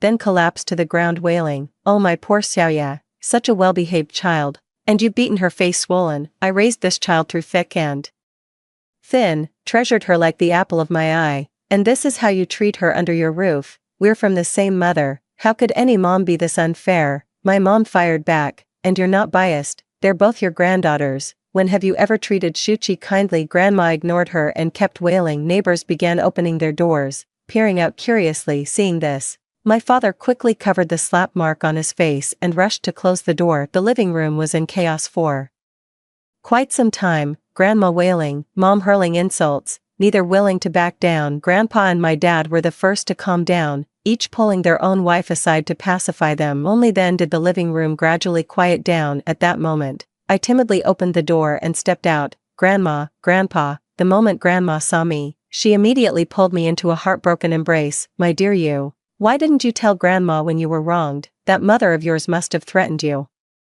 to keep quiet, didn't she? Granny always knew she was no good. She bought that house but wouldn't let your grandpa and me move in, then turned you against me. It breaks my heart. My mother tried to argue back, but my father stopped her. Grandpa waved his hand dismissively. Saya's college entrance exams are coming up. Do you even understand how crucial this is as parents? Here's what we'll do, your grandma and I are staying. Otherwise you'll just take your frustrations out on Saya again when we're gone. Since you don't treat her well, we'll take her back after the college entrance exams. My mother's voice turned shrill. You're planning to stay here? Grandma raised her voice even louder. Can't I live in my own son's house? Grandpa shot my father a meaningful look. My father could only nod in agreement. That night, Grandma slept in my room with me, stroking my face tenderly. She said, I know you don't like me. What you really want is your mother's approval, but I raised you myself, my dear. How could I ever bear to see you wronged? My nose tingled with emotion as I hugged Grandma. I love you, Grandma. In my past life, Mom always favored Bai Shuchi, indulging her every whim while constantly putting me down. For the longest time, I was overly sensitive, anxious, and plagued by insomnia. It took me years to finally accept the painful truth. My mother simply didn't love me. By the time I wanted to go back to Grandma, it was already too late. I'm sorry, Grandma, I shouldn't have cut contact with you. So what if she's difficult and flawed? Her loving me is enough. 7. The grandparents' arrival cast an eerie atmosphere over the household. My parents dote on Bai Shuchi while my grandparents fuss over me, as if they're competing to outdo each other. It's so bizarre it doesn't even feel like a real family. I don't understand why I ended up with such a strange family. When I returned to school on the weekend, Bai Shuchi must have been told not to speak to me. She didn't say a single word. I was quite content with the situation. Little did I expect Shen Wangjin to intercept me right before evening study session in the dimly lit alley. He squarely blocked my path. His gaze rested upon me with palpable intensity. Bai Shuiwe, I don't tolerate disobedience. Go apologize to Shuchi this instant. It all became clear to me. Bai Shuchi had gone to complain to him. My eyes lit up with mischief. You like my sister, don't you? I could help you win her over. See, she even initiated conversation with you today. Shen Wangjin narrowed his eyes suspiciously. What are you getting at? I cut straight to the chase. My sister hates me. The more I annoy her, the more she'll want to get back at me. Once she knows I have feelings for you, she'll come after you. And then, I deliberately paused for effect. Shen Wangjin pressed. And then what? Then you pretend to like me back. She'll move heaven and earth to win you over. Shen Wangjin was tempted, but hesitated when he saw me. I knew he looked down on me. My sister's the campus belle. Plenty of guys like her. But the one she chases after, deal. Shen Wangjin agreed without hesitation. A smirk curled at the corner of my lips. Let the fun games begin. 8 weekend evening study sessions were loosely supervised, allowing Shen Wangjin to waltz right into our classroom. Day students weren't required for evening study, leaving empty seats where Bai Shuchi sat deliberately far from me. Shen Wangjin took the empty seat right behind me. Out of the corner of my eye, I caught Bai Shuchi's startled look. Suddenly, Shen Wangjin poked my back with his pen. When I turned around, he handed me a note with a playful grin. It's blank. He just wanted to get Bai Shuchi's attention with this. Playing along, I pretended to write a reply before passing it to him. Bai Shuchi was visibly furious, storming over to sit down and immediately reaching to snatch the note. I swiftly tucked the note into my pocket and buried myself in homework, pretending not to see her. Behind us, Shen Wangjin let out a flirtatious whistle at Bai Shuchi. Bai Shuchi flushed with equal parts anger and embarrassment. When evening study ended, I deliberately took my time packing up, waiting for them to leave first, then quietly followed behind. On the way back to the dorm, Bai Shuchi blocked Shen Wangjin's path and confronted him angrily. What were you two passing notes about? Didn't you promise you'd make Bai Shuiwei apologize to me? Shen Wangjin crossed his arms. Sorry about that, but I suddenly think Bai Shuiwei is kinda cute. She's always had a thing for me and listens to everything I say, so I thought I'd give it a shot with her. Bai Shuchi's voice turned shrill. You like her? Shen Wangjin nodded. Kind of. Bai Shuchi stared at him in disbelief. But I thought you liked me. Shen Wangjin raised an eyebrow. Did I ever say that? The room fell into sudden silence. I was thoroughly enjoying the drama from the back. Finally, Bai Shuchi gritted his teeth and said, You can't like Bai Shuiwei. Why not? Shen Wangjin feigned confusion. Because I love you. Dump Bai Shuiwei and be with me. I didn't even need to look to know Shen Wangjin was thrilled. He feigned hesitation. Bai Shuiwei did so much to pursue me. I'm genuinely touched. But you, Bai Shuqi was completely led along. Fine, I'll chase you too, just you wait. Shen Wangjin's smile never faded even after Bai Shuqi had left. It was obvious he was absolutely thrilled. Let's hope he stays this happy later on. 9. The very next day, Bai Shuqi started making overtures to Shen Wangjin without any prompting from me. Shen Wangjin was already playing hard to get. Every time Bai Shuqi showed affection, he'd pretend to be intimate with me while stringing her along. When Bai Shuqi got angry, he'd immediately go sweet-talk her. This scene was just like their chat history back then. While they were fooling around, I buried myself in practice problems in my past life. I graduated from teachers' college and became a high school teacher. These concepts were child's play to me, but just to be safe, I'd better grind through more practice questions this time. I don't want to settle for just being a high school teacher. Soon, rumors spread across campus about the school beauty chasing after Shen Wangjin. A rare PE class under even rarer sunshine. I was reading on the lawn, basking in the sunlight with my back to the light. Just then, someone sat down behind us and started chatting away. Told you brother Wang's got mad charm, even the campus queen's throwing herself at him now. Pfft, campus queen my foot. She's just some dancer who won a few awards, not even close to Brother Wang's league. Shen Wangjin couldn't hide his smug tone. Alright, go easy, girls have delicate egos, you know. Shuqi's been chasing me for quite a while now. It's not right to keep stringing her along. A man should be the one to confess his feelings. Meanwhile, the homeroom teacher had caught wind of the situation and summoned Bai Shuqi to the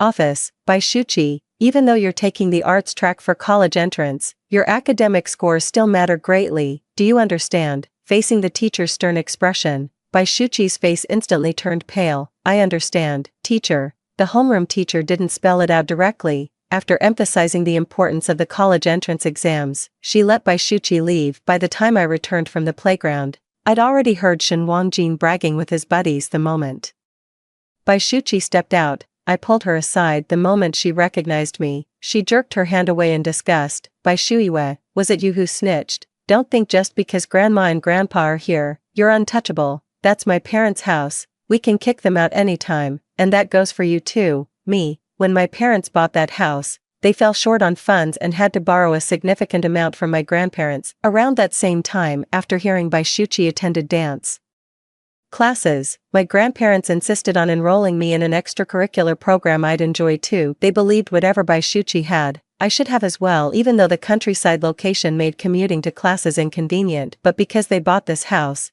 they couldn't afford to sign me up for extracurricular classes anymore. The property deed is under mom and dad's names, but half the payment came from grandpa and grandma, so legally, mom and dad have no right to kick out grandpa, grandma, or me, unless they want to face public shaming. I brought you here to tell you, we've all been scammed by Shen Wangjin. Bai Shuqi froze for a moment. What do you mean? Shen Wangjin told me he likes you, but gave me the chance to pursue him. Then he told you he likes me and encouraged you to chase him. He's playing both sides, trying to keep two relationships going at once. Bai Shuqi always prided himself on his integrity. Being deceived and toyed with was absolutely unacceptable.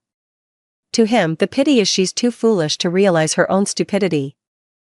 I just heard, he's going to confess to you in a couple days. With that, I turned and walked away. No advice was needed. Bai Shuqi had a knack for hitting where it hurt most. Back when I first came to the city, I couldn't hold my head up in front of her. I couldn't understand why she treated me with such malice, though we shared the same blood. Eventually I realized, since our parents disliked me, she simply followed their lead. But now, it doesn't matter anymore because I don't like them anymore either. 10. Soon, time reached that pivotal moment in my memory, my birthday. It was also Bai Shuqi's birthday. The wind was fierce that day, and the teachers were away at a meeting. Shen Wangjin prepared flowers, balloons, and gifts, waiting beneath the girls' dormitory to confess his feelings to Bai Shuqi. He sent someone to call Bai Shuqi downstairs. Bai Shuqi spotted Shen Wangjin from her dorm balcony but hesitated to come down. She sent a messenger saying, Shuqi's upset. She says last time when you were called to the office, she was left alone to face it. She thinks you lack responsibility. Could you let her know I wasn't aware she'd been called to the office? I was just. Shen Wangjin's words trailed off as the person turned and walked away. To prove his accountability, he stood downstairs for a full hour. A crowd had gathered to watch the scene. Shen Wangjin shouted Bai Shuqi's name like a romance novel protagonist, declaring the confession he'd drafted in his notes. Classmate Bai Shuqi, I was smitten from the very first glance, yet deepest affection breeds timidity. hidden in the crowd. I listened as he finished pouring out this soul-stirring confession. The onlooking students spontaneously applauded, cheered, and urged Bai Shuchi to come down immediately. At last, Bai Shuchi descended with deliberate grace, her expression dripping with arrogance. Shen Wangjin, you really overestimate yourself. I was just humoring you for fun. How could you take it seriously? Someone like you, I wouldn't take you even if you were free. Terrible grades, worse character. No wonder your parents divorced and abandoned you. If I had a son like you, I'd rather be dead. That last sentence struck Shen Wangjin like a knife to the heart. The crowd fell deathly silent. Shen Wangjin's face froze, his expression turning terrifying. Bai Shuchi, say that again. Bai Shuchi sneered. I said, your parents are divorced. You're just a parentless little, Before Bai Shuchi could finish, Shen Wangjin flung the bouquet in her face in fury. Bai Shuchi, he lunged forward in rage, only to be restrained by others. Calm down, just calm down. Shen Wangjin absolutely detests any mention of his parents right now. He looked ready to tear Bai Shuchi limb from limb. It suddenly dawned on me that he might not be that into Bai Shuchi after all. Maybe the unattainable always seems more desirable in the end. Shen Wangjin was dragged away against his will. Startled, Bai Shuchi hurried back to the dormitory. Only that slightly wilted bouquet remained on the ground, identical to the one he gave me in our past life. 11. In our previous life, Shen Wangjin came to confess to me in the afternoon, but this afternoon, he never showed up. Instead, he got publicly reprimanded for his terrible influence. I figure Shen Wangjin probably won't come looking for me. What a shame. I was looking forward to kicking him while he was down. Today's Maya and Bai Shuchi's birthday. We got permission to skip evening study and celebrate at home. This time was different. The table held not just Bai Shuchi's favorite strawberry cake, but also my beloved mango cake. Because Bai Shuchi is allergic to mangoes, which cause blisters around their lips, our household had always banned them. Even though I adore mangoes, even though Bai Shuchi has grown up and learned self-control, the ban remained unshaken. In front of the mango cake stood Grandma and Grandpa, their faces crinkled with joyful smiles. Mom looked displeased but kept silent. Her face only lit up when she spotted Shuchi. Come here, Shuchi. After today, our Shuchi will officially be an adult. We couldn't get time off work on such short notice, so we'll have to postpone your coming-of-age ceremony for now. After your college entrance exams, we'll definitely throw you a proper celebration to make up for it. Bai Shuchi nestled cozily between her parents, hugging them playfully. Thanks, Mom and Dad. Seeing this, Grandma came over and held my hand. We'll throw you a coming-of-age party too, at the grandest hotel in town. I smiled at Grandma and said, yes, thank you, Grandma. 1 dining table, 2 cakes, and 6 people. We were supposed to be the closest family, yet we split into factions, each holding our ground. When it came time to make a wish, I hesitated to blow out the candles. Grandma cautiously asked what was wrong. My gaze shifted between my parents across the table and Bai Shuchi one last time. I voiced the question burning in my heart. Mom, Dad, Sis, why do you all hate me so much? Since it's my birthday today, could you please tell me? These were the words I never dared to ask in my past life. It's something I've always known, but wanted to hear them say it to my face. My mother snorted first, but just as she was about to say something nasty, my father cleared his throat to stop her. Sarya, we've never disliked you, it's just that you weren't with us when you were little. From now on, we'll do our best to make it up to you. My mother pursed her lips. You've always been such an easy child to raise, never giving us trouble, not like your sister, always fussy and crying. Naturally, I ended up paying more attention to her. Now that you're grown up, try to get along with your sister peacefully. Whatever she has, you'll have too. Bai Shuchi spoke with brutal honesty. I always thought I was their only daughter. How was I supposed to know we're twins? Suddenly there's a sister popping up to steal Mom and Dad's affection. Who could handle that? I watched them with a bitter smile. They're avoiding the issue, or rather, running away from that fateful mistake. I closed my eyes and made my wish. My wish is to never see father, mother, or sister ever again. I opened my eyes and blew out the candle. Their faces instantly darkened upon hearing this. Bai Shuiwe, what's your problem? Have we been too lenient with you lately? If it weren't for your grandmother stopping me, do you think I wouldn't have kept you by my side? If you want to blame someone, blame your grandmother. This has nothing to do with me. My father also scolded me. I held back because you're still young, but how could you make such a cruel wish? I deeply regret not teaching you properly when you were a child. Bai Shuchi pressed her lips together and remained silent. My grandmother tried to speak up for me, but I stopped her. I looked at them and said, Wishing your family of 3 nothing but harmony and happiness, if the original decision was wrong, then let's keep being wrong. The deep-seated prejudices in human nature are unchangeable. Since we had classes the next day, by Shuchi and I had to return to school after the birthday celebration. On our way back, Grandma kept hesitating to speak her mind. Just as I reached the school gate, she called out to me with clouded eyes, "Sarya, it was my mistake to insist on keeping you with me all those years. A child shouldn't grow up without their parents." I went back and hugged her, my voice choking with emotion. Having grandparents is enough. In my past life, I also thought I couldn't live without parents, but in the end, the more you crave something, the less likely you are to have it. Rather than stubbornly chasing what isn't meant to be, it's better to let go. Even if Grandma made countless mistakes back then, but in my eyes, she loved me enough. To me, being loved is enough. 12. After returning to school, Bai Shuchi and I became practically strangers, with her preparing for the joint entrance exams and buried in practice. She had even less time for me. I kept my head down studying, never expecting Shen Wanjin to reappear, and he brought a beautifully fresh bouquet of flowers. It's only been a week since his failed confession to Bai Shuchi. At first, people just treated him as gossip material after meals, but everyone was too busy with studying and cramming, so they stopped mentioning it. Within days, the old Shen Wanjin would have already exploded and taught every single mockers a lesson, but this time, he actually held out for a whole week. How unusual. Shen Wangjin cornered me on the path behind the dormitory. This time he played it smart. No crowds around. He stopped me but remained silent, so I asked, "What's the matter?" The moment I spoke, Shen Wangjin's eyes reddened. As if on the verge of tears, I quickly took 2 steps back. "There's something off about him." Shen Wangjin spoke slowly. "Classmate Bai Shuiwei. After all these years together, I've fallen for you, yet the deeper my feelings grow, the more cowardly I become." This confession was different, but it didn't matter. The perfect chance to kick someone when they're down has finally arrived, so I waited patiently for Shen Wanjin to finish speaking. When he looked at me with hopeful eyes, I responded coldly, "You, not even a dog would date you." Shen Wanjin's eyes widened in shock, as if he hadn't expected this reaction from me. "Perfect, that felt good." I turned to leave. To my surprise, Shen Wanjin called out, "Shoo shoo." The achingly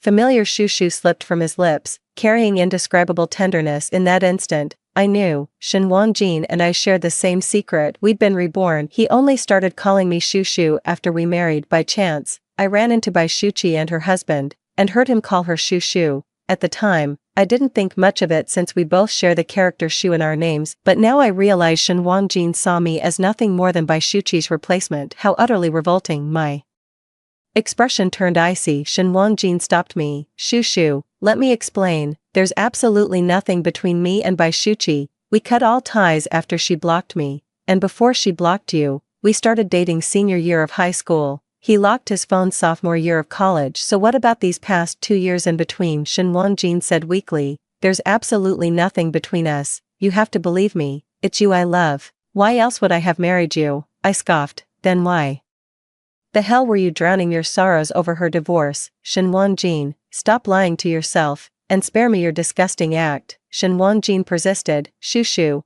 I know you're just angry. You loved me so much. How could you bear to leave me? See, my grades were mediocre, my family ordinary, yet you secretly pined for me for years. How could you not love me now?" His sheer audacity made me laugh in exasperation. "Do you know why I had a crush on you?" He looked at me. "Because I mistook you for someone else. Back in freshman year when I first moved to the city, I got lost after taking the wrong bus. I didn't have a cell phone, couldn't remember my parents' numbers, and was completely out of change. I kept waiting at the terminal, hoping some kind-hearted driver would take me back, but the terminal was too remote, with buses coming only once an hour. The sky was growing darker. I started to panic, tears welling up from sheer distress. Just then, a masked teenager in a cap approached me, coughing as he spoke. "Hey classmate, need some help?" He was wearing the same school uniform as me. I felt like I'd found my lifeline. Pouring out the whole story between sobs. Though hoarse from a cold, he still managed to comfort me. Then he hailed me a cab home and even paid the fare. With his hat and mask on, I couldn't make out what he looked like, but I remember that Stitch-themed wallet of his. Later,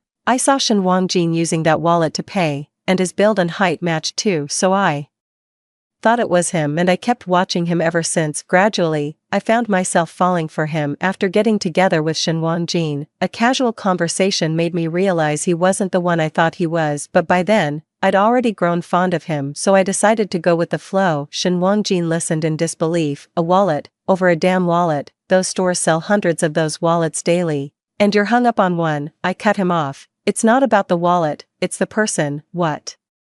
A pity, I never knew his name, nor what he looked like. Shen Wangjin, had I not mistaken you for him, I'd never have noticed you, let alone fallen for you. Shen Wangjin stared at me for a long moment before speaking. Are you implying this affection of yours was something I stole? I thought for a moment and shook my head. It doesn't count, because you didn't know I mistook you for someone else, but this time, I won't fall for you again. You're not worth it at all. My love is timid yet fervent. His love is hypocritical and shameful. After I left, Shen Wangjin stood there alone for what felt like an eternity. In the end, he let out a bitter laugh, so hard that tears streamed down his face. 13. The college entrance exam is approaching fast. I performed pretty well and think I can make it into a top-tier university during the art school entrance exams. Bai Shuqi carelessly had his USB drive damaged by other candidates, leading to disappointing results that forced him to return for the regular college entrance exam, but he's fallen too far behind in his studies to catch up easily. On the day the college entrance exams ended, she locked herself in her room. Meanwhile, I was preparing to return to the countryside with my grandparents. That's when my mother started trying to convince me to stay. Shuiwe, I was wrong before, I shouldn't have treated you that way. We're family, of course we should live together. My dad chimed in, that's exactly why we bought this 3-bedroom place, one for you and one for Shuqi. I found the whole thing rather ridiculous. By the time we finished cleaning, my phone had charged up. I'll say it again, may your family of 3 live in harmony and happiness. I turned and walked away with my grandparents. At first they tried to persuade me to go back. When they saw I wouldn't budge, they stopped trying. Just before the new semester started, I heard our parents wanted Bai Shuqi to repeat her senior year, but she chose to attend a vocational college instead. Our parents were deeply disappointed and even threatened to disown her if she didn't retake the exams. Bai Shuqi shot back, like how you wanted to disown Bai Shuiwe back then. They immediately fell silent. When heading to university registration, I shipped my luggage ahead to campus and traveled light. Little did I know everyone had the same idea. In the end, the entire path from the parcel station to the dorms was lined with suitcases. Just as I was racking my brains to find mine, a gentle voice spoke behind me. Hey there. Need a hand, the end. Story 2. I've been pursuing Shiyi for 10 years. Only if he marries me before turning 28 can I avoid being erased by the system. But on the wedding day, the female host mistakenly said, will you marry me? Instead of will you marry her? The audience burst into laughter, but Shiyi's eyes turned red as he took the female host's hand and left the wedding. I do. Only then did I realize Shiyi had always carried an unrequited love for his white moonlight. Now, she has returned. It's all over. Will you marry me? I do. The hall fell silent as Shiyi uttered these words with reddened eyes. He ignored me, turned around, and walked away from the wedding venue holding the hand of the female host in a white dress who bore a 70% resemblance to me. It was supposed to be my wedding, yet I stood by like a spectator, the despair in my eyes almost palpable. It's all over. The system's voice carried a hint of regret. She was Shiyi's first love, who left him to study abroad 10 years ago. 1. Now she has returned. Your mission has failed. The wedding venue was filled with noise, the murmurs of guests, the MC's attempts to maintain order, the furious curses of friends, yet I felt a deathly silence. Everything was over. My mission failed, and I'm going to die too. I've been strategizing for Shiyi for 10 years, accompanied him from being a penniless young man to becoming the chairman of the nation's largest listed company. In hard times, I made him stomach-nourishing porridge late at night, picked up his drunk self after business dinners, and shared the same bowl of instant noodles with him. I once thought that companionship was the most enduring confession of love. I once believed I had truly entered Shiyi's heart, but now it seems those 10 years were just a joke. After all, the white moonlight remains the white moonlight. She didn't need to do anything, just stand there and reach out her hand, and Shiyi would follow her. I'm sorry, host. The system's voice also carried a trace of inexplicable melancholy. The time you can remain in this world is only 3 more days. I took several deep breaths, my chest feeling as heavy as if 2 large stones were pressing down on it. My friend held my hand, gently stroking my back, comforting me not to worry. Ran. It's okay, that scumbag isn't worth your. I shook my head and asked all the guests to leave. After rejecting the comfort of family and friends, I left the wedding venue alone, waving in my spotless white wedding dress to hail a taxi on the road. In the taxi driver's shocked expression, I fought back tears. Driver, take me to Pigeon Beach. Pigeon Beach was where I met Shiryi and also where I accompanied him in starting his business. There stands a shabby little rental house, the place that holds all my beautiful memories. I only have 3 days left. I want to die there. Yes. Perhaps seeing me leave the church in a pure white wedding dress, the driver remained silent.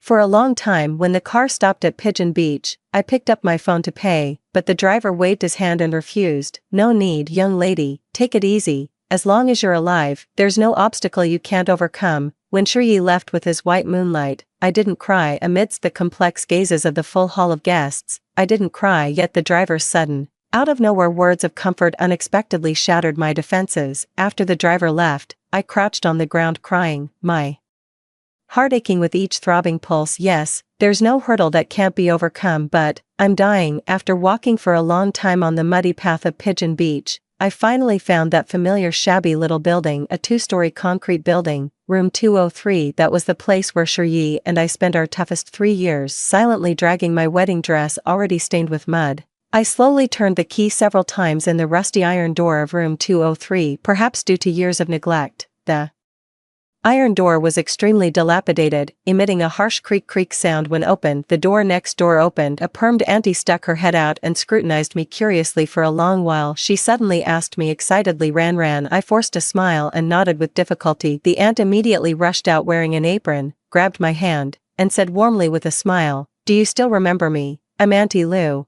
When you still lived here, I was your next door neighbor. Of course I remember back then. Shiryi and I always came home late from work. Whenever we were too tired to cook, Auntie Lou would drag us to her place for meals, hands on her hips. Aunt Lou was very warm-hearted, pulling me aside to chat about past events. What about that young man? You two should be married by now, right? As Aunt Lou kept talking, she finally noticed my pale complexion, reddened eyes, and the mud-stained white wedding dress. She stood there dumbfounded for a long while before slowly patting my back. It's all right, girl. There are plenty of good young men in this world, just stay here peacefully, I'll introduce you to someone better than him. I barely held back the tears welling up in my eyes, said goodbye to Aunt Lou, and entered that tiny rented room, a place filled with memories of me and Shiryi. The room was very small, a double bed, a dust-covered table, and a half-human-sized panda plush toy. These were all that Shiryi gave me. Sitting on the bed, I gently stroked the panda plush's tears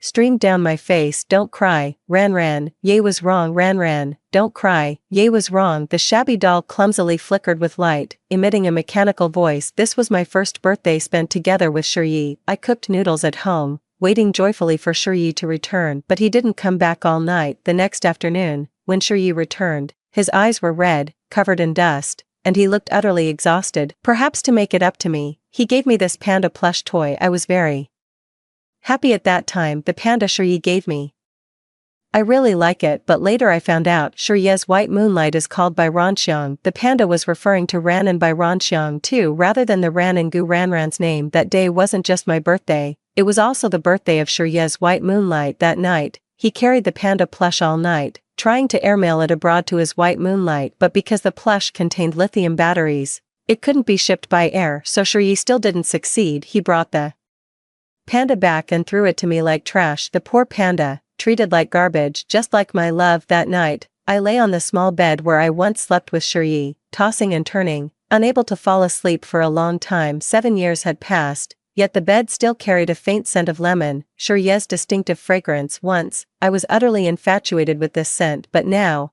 it only makes me feel nauseous. My chat history with Shiryi still stops at last night. Darling, we're getting married tomorrow. I'm so nervous, so nervous. What if I can't sleep? Don't worry, darling, after we're married, you'll manage all the money, and I'll take care of sweeping the floors. Last night, Shiryi was still nervous about our wedding. Today, he chose to abandon me at the wedding, walking away hand in hand with someone else. What's more, Shiryi didn't even glance at me when he left, but thinking about it, it makes sense. He only saw me as a substitute for Shizuka by Ranxiang. Now that the real one has returned, a mere substitute like me can naturally be discarded at will. Right now, Shiryi is probably enjoying a romantic moment under the moonlight with his beloved white moonlight, lost in mutual affection. I thought miserably, yet my eyes remained fixed on the chat box. Through tear-blurred vision, I suddenly saw several lines of text pop up in the chat box. Gu Ran, where have you gone? Is it just because I didn't marry you, so you're going to disappear and play the suicide card? Is that Don't you get it yet? I don't love you at all. I've transferred 3 million to your account. Take the money and get lost. If you want to die, then go die. A sharp, stabbing pain pierced through the heart. Shurye's tone was as stiff as when we first met, couldn't even bring themselves to say a simple "I'm sorry." 3 million. I accompanied Shurye in his entrepreneurial journey for 10 years, witnessing his rise from a penniless, down-and-out youth to a renowned young entrepreneur in the city. The money we earned during that time was far more than just 3 million, and yet, would someone who truly loved ever care about money then just go die? These dark clouds seemed to loom over my heart, impossible to dispel. But Shurye, I'm really about to die. Tears welled up uncontrollably again, but I struggled to hold them back. My hand hovered over the typing area of the chat box for a long time, only to realize I had nothing to say to him. In the end, my finger hovered over that red delete friend option. Goodbye Shurye, whom I've loved for 10 years. The night was already deep. The cold wind outside seeped through the loosely shut window frame, making me shiver uncontrollably. When Shurye and I lived here 10 years ago, the windows were always loose, and the room temperature would drop shockingly low every night. Back then, Shurye would always hold me tightly, pressing close to transfer his warmth to me. During those winter years, though bitterly cold, whenever I was outdoors, I felt as warm and bright as springtime. Now, lying alone in bed, I finally realize the bone-chilling cold. My heart throbs with pain as I lie aimlessly. Perhaps I'll just die like this. As my corpse stiffened and grew cold, Shurye was embracing his white moonlight in a night of passion, whispering sweet nothings in her ear,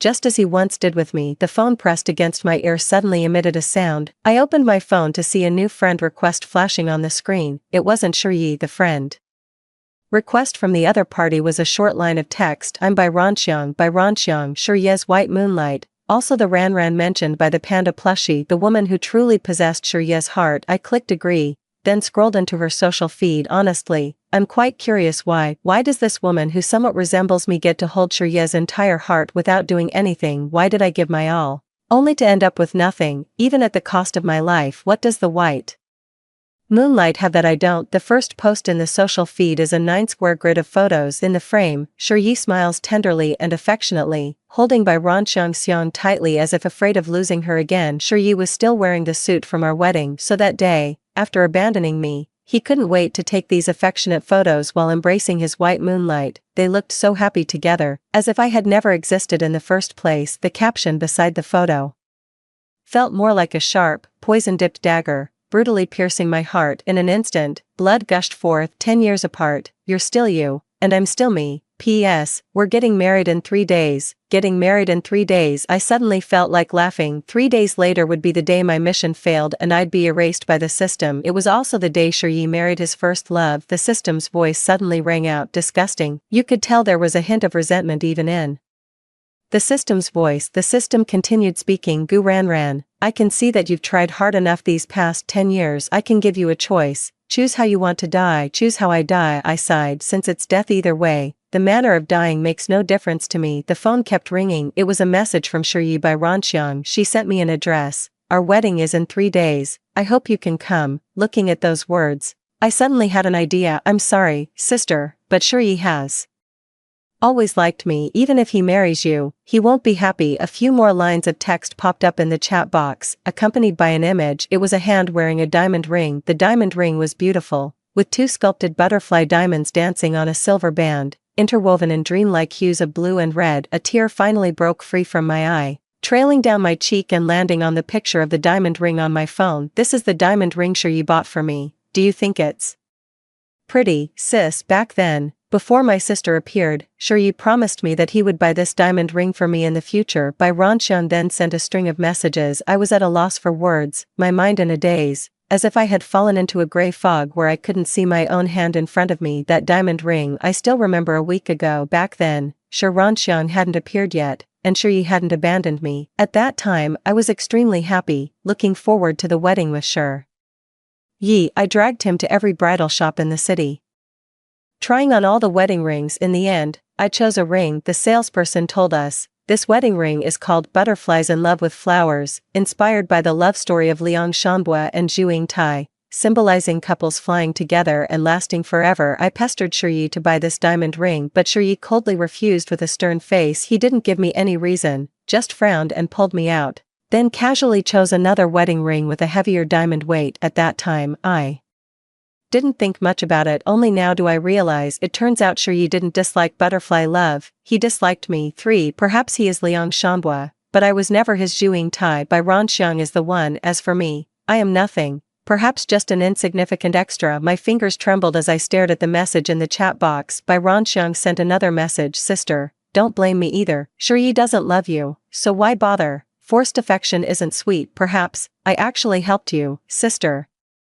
She sent a screenshot of the chat. It was a chat history between Shiryi and her. In the chat box, Shiryi's voice messages were translated into Chinese characters, making my heart bleed as I read them. Beneath that familiar avatar were lines of hurtful words. Darling, you know, it's always been you in my heart. If it weren't for Gu Ranran looking like you, I wouldn't have been with her. During all those days with her, I was thinking of you every single day. These words were like the final straw that broke the camel's back, completely shattering my love. I never imagined that in Shiryi's eyes, I was always just a dispensable substitute. By Ran Xiang finally sent a message. Sister, you'll come to our wedding in 3 days, right? How ridiculous. How I wish you could see Shiryi and me in our happiest moments with your own eyes. I nodded slowly and finally replied to her, I'll come. A plan began forming in my heart. Since the system has given me the chance to choose my own way to die, then I shall die at Shiryi's wedding. Let him witness my death at his happiest moment. More devastating than a white moonlight is a dead white moonlight. I want Shiryi to never escape the shadow I've cast over his life. I want to die at Shiryi's wedding. The cause of death,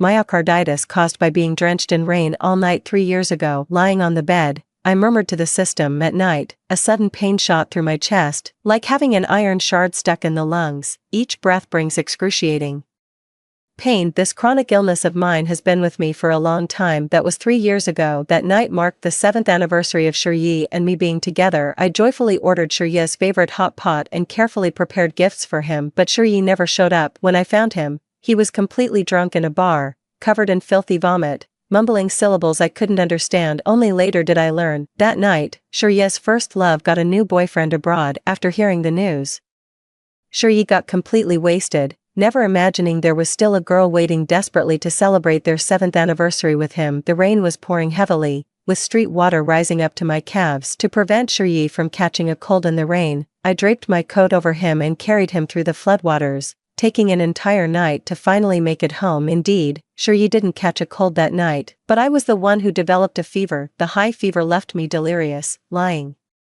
on the sofa weakly calling Shiryi's name. At that moment, I longed for him to come over, hold me, bring me warm water and cold medicine, and take me to the hospital. But when he woke up from his drunken stupor and saw me unconscious with a high fever, he merely furrowed his brows, hypocritically asked what was wrong, then hastily threw on his clothes and walked out the door. That day, I lay at home alone with a high fever for the entire day. Meanwhile, Shiryi bought a plane ticket abroad to go find his white moonlight. He didn't get to meet Bai Ranxiang back then. Bai Ranxiang had hooked up with a wealthy foreigner and was indulging in a life of luxury, completely forgetting about Shiryi. It wasn't until evening that Shiryi remembered to call and ask how I was doing. How was I doing? I had been drenched in rain all night, running a high fever that wouldn't break, my whole body weak and trembling. At that time, I even felt like I was about to die. I went to the hospital alone. I registered, saw the doctor, bought medicine by myself, and then slowly walked home alone. At the hospital, I met Su Wangbei, who was also left unattended. At that time, Su Wangbei was already a renowned entrepreneur in the city, achieving fame and success at a young age. Compared to Shiryi, who was just a small-time employee back then, Su Wangbei shone brilliantly with his excellence. He took me to see a doctor and get examined. That was also the day I was diagnosed with myocarditis. Su Wangbei sent me home. I lay on the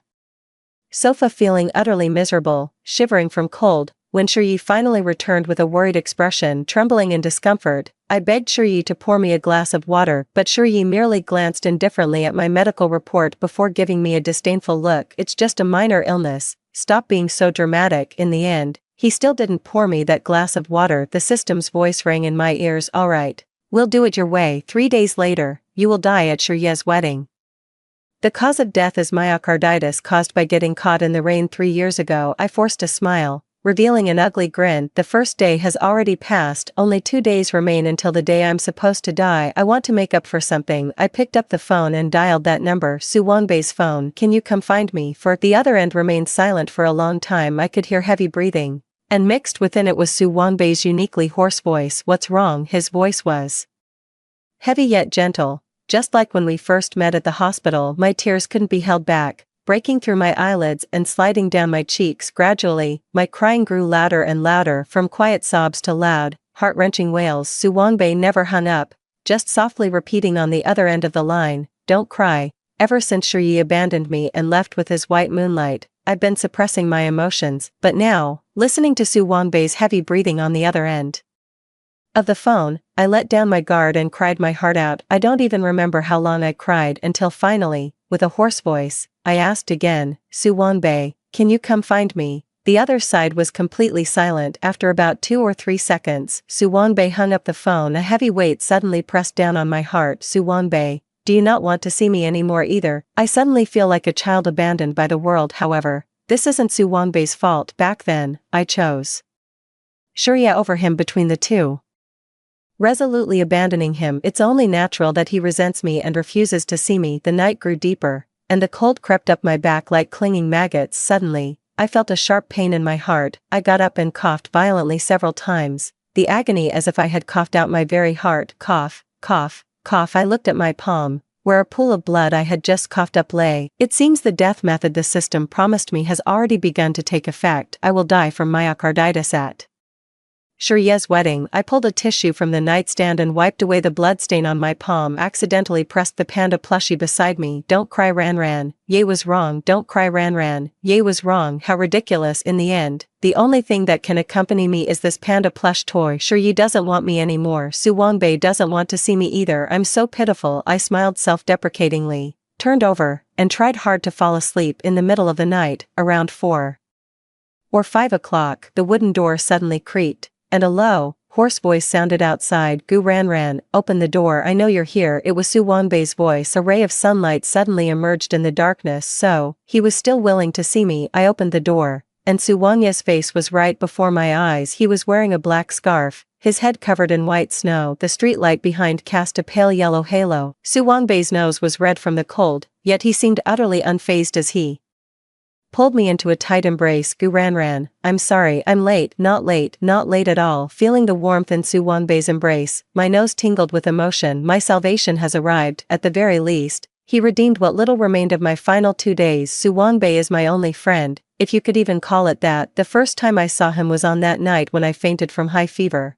while Shiryu went abroad to find his white moonlight. When I collapsed on the hospital floor from high fever, the passers-by avoided me as if I were the plague. My mind spun with dizziness, only able to hear the chaotic murmurs around me. "What's going on? Why did she suddenly faint? Stay away from her. Don't get involved." How pitiful. Where are her family members? Her boyfriend? Did they just let her come to the hospital alone? Boyfriend at that time, Shiryu was probably searching for her unattainable love overseas. Heh. I closed my eyes in despair, no longer wanting to hear the surrounding gossip. In a daze, I was lifted by a pair of gentle, large hands. It was Su Wanbei. Though it was our first meeting, I inexplicably felt a sense of familiarity radiating from this handsome man with thick, dark eyebrows. As I hazily opened my eyes, they met directly with Su Wanbei's gaze. He smiled beautifully and mumbled to me, "Your eyes are very beautiful, Gu Ran Ran." That was the first time I met Su Wanbei, yet he knew my name. What's more, the way Su Wanbei uttered my name felt incredibly familiar, as if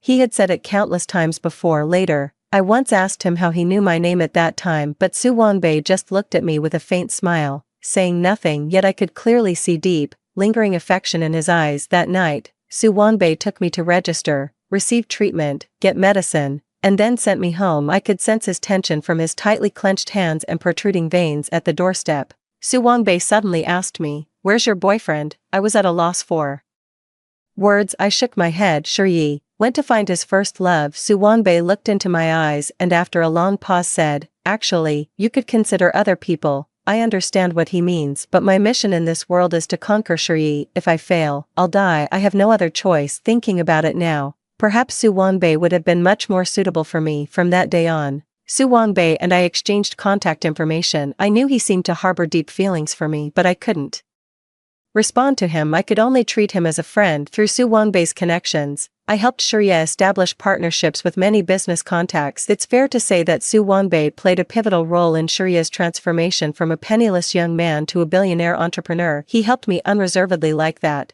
silently watching as I got together with Shurya the day before I decided to marry Shurya. I once called Su Wangbei to invite him to our wedding. At that time, Su Wangbei remained silent for a long while. In the end, he only left these words, Gu Ran, your happiness is enough, and also, your eyes are very beautiful, you should smile, don't cry. After that, Su Wangbei left this place and chose to go abroad. I thought he had decided not to see me again, but when I called to meet him once more, he appeared before me again. If time could be rewound, I would choose to be with Su Wangbei. To hell with mission failures and system erasures, but fortunately, I still have 2 more days left. 5 waves of pain surged through my chest again, suppressing a cough. I smiled and tightly hugged Su Wangbei, who was covered in snow outside the door. Su Wangbei, I really wanted to see you. Su Wangbei remained silent. He just held me tighter. I felt a sudden warmth against my neck. It was Su Wangbei's tears. Su Wangbei held me like that, letting me sob my heart out in his arms, smearing snot and tears all over his expensive coat. Only when I finally cried myself exhausted, my voice hoarse, did he gently ruffle my hair and whisper by my ear, Ran, come, I'll take you somewhere. Dazed, I let him carry me into the car, watching as it sped away from Pigeon Beach toward the nearby shoreline. The sea lies right beside Pigeon Beach, less than an hour's drive away. I love the sea deeply, the vast azure ocean and the boundless sky above it. During those years living in Pigeon Beach with Shuryi, I told him countless times that I wanted to see the sea. It would have taken just a short hour, but he always brushed me off with various excuses. Shuryi said he was busy with work, that he had social obligations, that it was just the sea and nothing special to see. I genuinely believed his nonsense at first, thinking he might just not like the sea, but when I saw Bai Ranxiang's social media post last night, I finally realized Shuryi had actually made a promise with her all along, to see the ocean for the first time in their lives together. It wasn't that Shuryi disliked the sea. He simply didn't like me. He just wanted to save that first experience for Bai Ranxiang. The seaside air is fresh, rushing into my lungs, invigorating my spirit immensely. Su Wangbei smiled as he tucked a blue butterfly flower into my hair, pointing at the sun just rising over the sea. Ran, look, every day brings a new sunrise, with fresh sunlight bathing this beach. So, it's just that the sunlight wasn't right for you. Perhaps you could try watching the dawn of the next day. His voice was low, as if hesitating about something.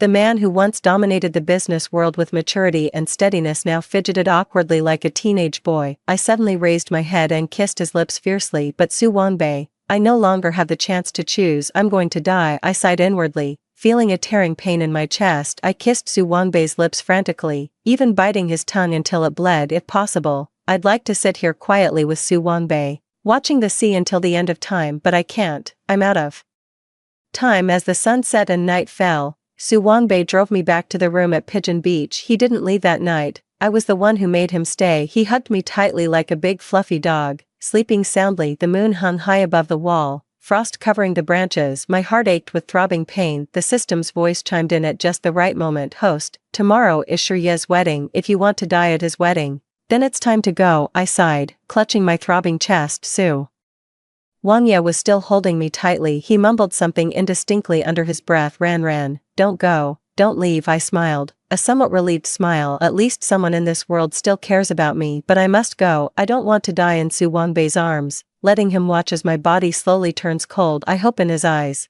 I'll always be the most beautiful. In a vast expanse of white snow, I left Pigeon Beach. When I arrived at Shuryi and Bai Ranxiang's wedding holding a bouquet of white butterfly flowers, the ceremony had already begun. Shuryi in a black suit stood beside Bai Ranxiang in a white dress, a perfect match between talented groom and beautiful bride. The two of them looked truly perfect together, but originally, the one who should have been standing at the altar marrying Shuryi was me. Now, I feel like an uninvited intruder, surrounded by awkwardness and all sorts of strange glances. A sharp pain shoots through my chest. It's the precursor to another myocarditis attack. I couldn't hold back anymore, covering my mouth as I coughed violently several times. Blood was coughed up into my hand, blooming into one crimson flower after another. On stage, Shuryi and Bai Ranxiang smiled with tender happiness, but the atmosphere was abruptly shattered by my sudden coughing. Only then did they notice the figure in the audience, me, also wearing a white wedding dress, but now filthy and stained with mud. Shuryi's eyes were clouded with a thick layer of gloom, his thin lips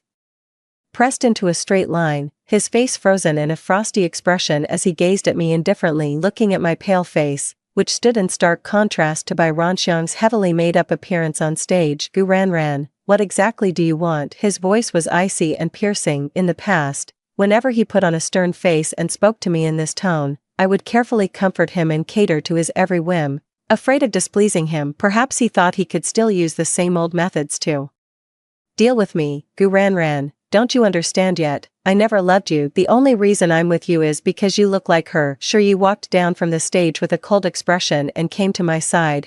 His words cut through my heart like a knife, leaving it bleeding profusely. The surroundings erupted in noise. The guests at Shiyi and Shizuka's wedding appeared like a crowd of indifferent spectators, coldly staring at the scene before them. Ha ha ha, how ridiculous, even after being abandoned, she still shamelessly chases after him. I've never seen such a brazen woman who wouldn't say so. If I were her, I would have killed myself long ago, not wanting to face such humiliation. Harsh words kept reaching my ears, making my heart ache. My heart is throbbing with pain. My vision was filled with dizzying stars, and I nearly collapsed weakly to the ground. Yet Shiyi didn't reach out to steady me, instead sneering coldly, Gu Ranran, have you even looked at what you've become? I must have been blind back then. How could someone like you ever compare to Ranran? I was momentarily speechless, only able to stare helplessly at Shiyi's once so familiar face. Once, this face had held my hands, smiling as it told me, you're the most beautiful girl in the world. Now, he looked at me with demonic disdain, saying, you're not even fit to compare with Ranran. Through the wedding venue's glass,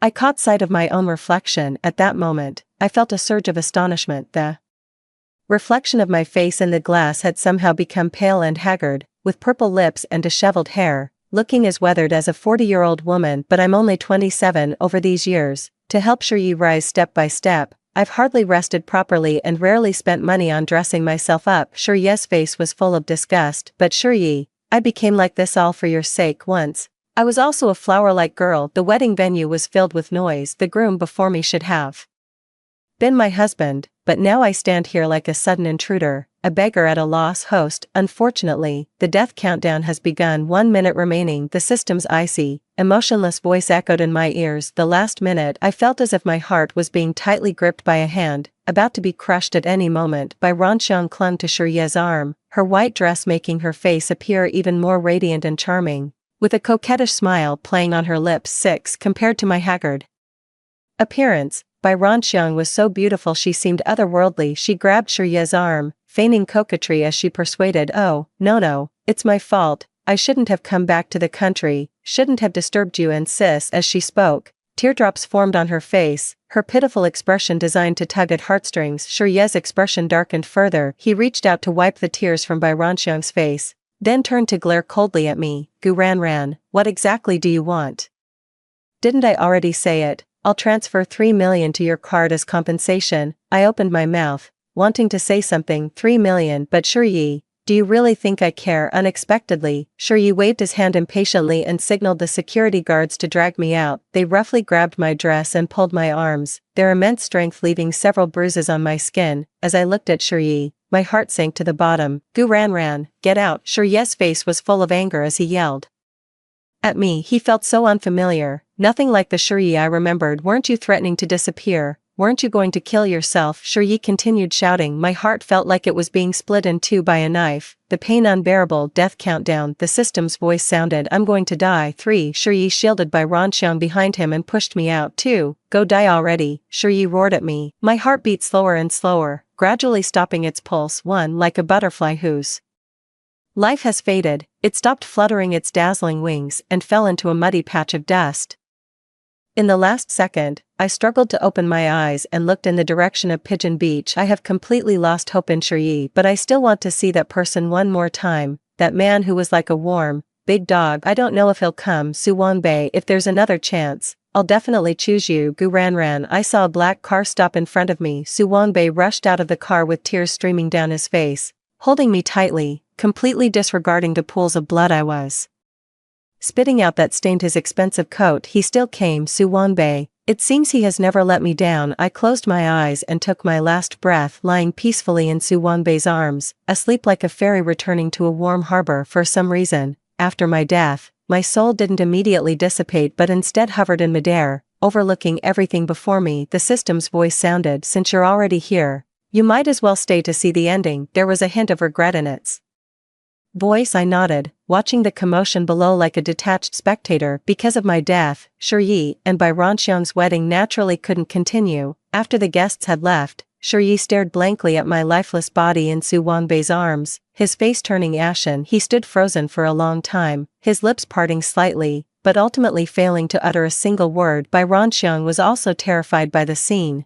Her legs trembling uncontrollably, she instinctively grabbed Shiryi's sleeve, her voice quivering with tears. "Yay," but Shiryi roughly shook her off. I saw Shiryi turn his head and roar at Bai Ronxiang, "Shut up, if you hadn't come back, she wouldn't have died." I just wanted to laugh, a cold laugh. Has Shiryi always been like this? The faults are always others, as if he's never done anything wrong. Bai Ronxiang was startled by Shiryi's tone. With reddened eyes, she shrank to the side, not daring to utter another word. Shiryi slowly walked up to my corpse, reaching out to caress my face, but Su Wangbei shoved him away violently, causing him to stumble. Su Wangbei's eyes were deep red, like a beast protecting its young, growling low, "Get out." Shiryi wasn't usually one to have a good temper, but this time, he just stood back up from the mud, dazedly asking what happened to her. Su Wangbei didn't speak, gently carrying me back to the car before turning around and delivering a fierce punch to Shiryi's face. The punch was so powerful that it broke Shiryi's mouth and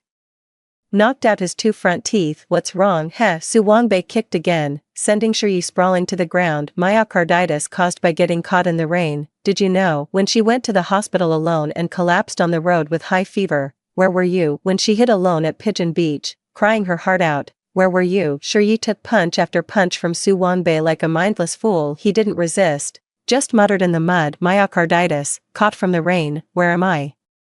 Where was he? He was abroad, trying to reconcile with his unattainable love. He remembered that day when I, pale-faced, begged him if he could pour me a glass of water, pleaded with him to take me to the hospital. Even when he saw my medical records, he still resolutely chose to leave, to go find Bai Ronxiang. It's snowing again. Heavy snow covered the pools of blood. I coughed up onto the ground. Su Wangbei paid no more attention to Shiryi, driving me away from the wedding venue. Shiryi remained lying dazedly on the ground, letting the heavy snow cover his body, his face. His eyes were glazed over, muttering incessantly, "Why didn't you tell me earlier? Had I known, I wouldn't have left." Why? How ridiculous. Some people only regret after they've lost something. Bai Ronxiang stood up from the side, trying to help Shiryi up, but Shiryi pushed her away like a wild beast, shouting with red eyes, "Get out, it's all your fault." Bai Ronxiang left. In the vast expanse of snow, only Shiryi stood like a solitary bird, imprinting the white snow. Shiryi went to the hospital where I had my checkup. From the doctor's hands, he received my medical records from that year. Myocarditis caused by severe cold from prolonged exposure to rain. A line of text pierced Shiryi's eyes like a sharp blade. He recalled that night, because he heard Bai Ronxiang had a new boyfriend abroad. He got completely drunk. It was me who braved the heavy rain to bring him home. That very night, I caught a severe cold. 7. As for him,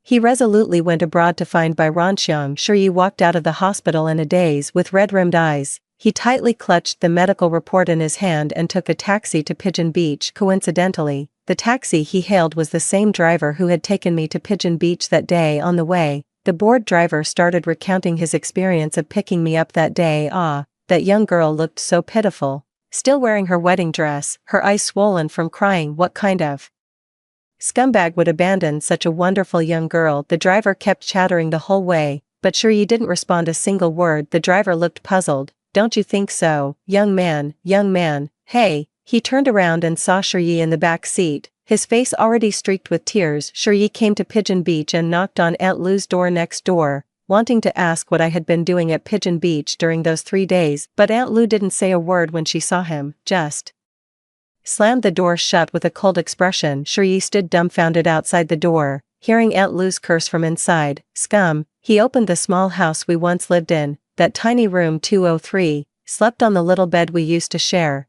and stared blankly at the moon outside the window. The panda plushie was held in his arms, yet carried no warmth at all. In the pitch-black night, the panda plushie made a faint sound. Ran, don't cry. Ye was wrong. Ran, don't cry. Ye was wrong. Sure yes. Tears streamed down, soaking the stuffed toy. Goo Ran, why didn't you tell me? Why, in the dead of night, Shiryi went mad. He tore at the stuffed toy like a madman, smashing every object in the room, recklessly unleashing his fury. It seemed this way could alleviate the guilt in his heart. Yi stayed in the small room we once lived in at Pigeon Beach, going without food or water for a week. Only then did he choose to leave, but the moment he returned to the city, he saw two familiar figures by Ranxiang, with Su Wanbei. Bai Ranxiang held Su Wanbei's arm, smiling with utmost tenderness. Once, Bai Ranxiang used to hold his arm like this too. Shiria rushed forward, frantically pulling Bai Ranxiang, demanding to know why she cheated. Kubarangxiang merely cast him a faint glance and spoke with a cold laugh. Shiria, do you really think I love you? If I loved you, why would I have gone abroad back then? And why would I have fallen in love overseas? Shiria was stunned. Bai Ranxiang continued. Because I don't love you at all. Shiria stood frozen in place, only managing to speak after a long pause. But, you came back to find me, that's because you're rich now. Bai Ranxiang burst into laughter as if she'd heard the funniest joke. Because you've got money, you're no longer that penniless loser you used to be. I don't love you, I love your money. Do you understand? Shirye's eyes turned red. In the end, the only one who ever truly loved him was that silly, naive Gu Ranran, and what Bai Ranxiang loved was merely the money Gu Ranran helped him earn. Bai Ranxiang tightly clung to Su Wanbei's arm beside her. Now, I've found brother Wanbei, he's richer than you, much richer. Do you really think I'd still choose you? Throughout it all, Su Wanbei just stood with folded arms, his expression unreadable as he calmly observed the scene before him. After a moment, he finally spoke, addressing Shiyi directly in front of Bai Ranxiang. Pathetic, isn't it? You abandoned someone who truly loved you for something that could be bought with money. Bai Ranxiang remained silent, not even a change in her expression, as if the thing Su Wanbei mentioned that could be bought with money wasn't her. Shiyi went mad. His mind was in a daze, eyes bloodshot. He pulled out a dagger from nowhere and suddenly stabbed it into Bai Ranxiang's chest. It's all your fault. It's all because of you, you bitch. If it weren't for you, Ranran wouldn't have died. Die, go to hell with Ranran. The heavy snow fell, mingling with Bai Ranxiang's bright red blood, creating a particularly gruesome scene. My soul hovered in midair, watching all of this unfold. Bai Ranxiang is also dead. What do you think? The system's voice echoed in my ear. Just feels dull, I replied, because Shiyi still blames others for their own mistakes to this day. Shiyi was arrested for committing murder in public. The court ruled to confiscate all property and sentenced the defendant to life imprisonment. Shiyi's remaining life would be spent in the pitch-black darkness of prison. Bai Ranxiang also died. Su Wanbei returned to his company as if nothing had happened. He sold his company, donated all the money to a charity, then moved to Pigeon Beach, living in the room I once occupied. Every morning he'd drive to the seaside to watch the sunrise, never forgetting to bring that panda plush toy. I thought everything was over, but a year later, Su Wanbei went to the prison to visit Shiyi once. I clearly saw that when he entered, he had a bag of pesticide fertilizer in his pocket.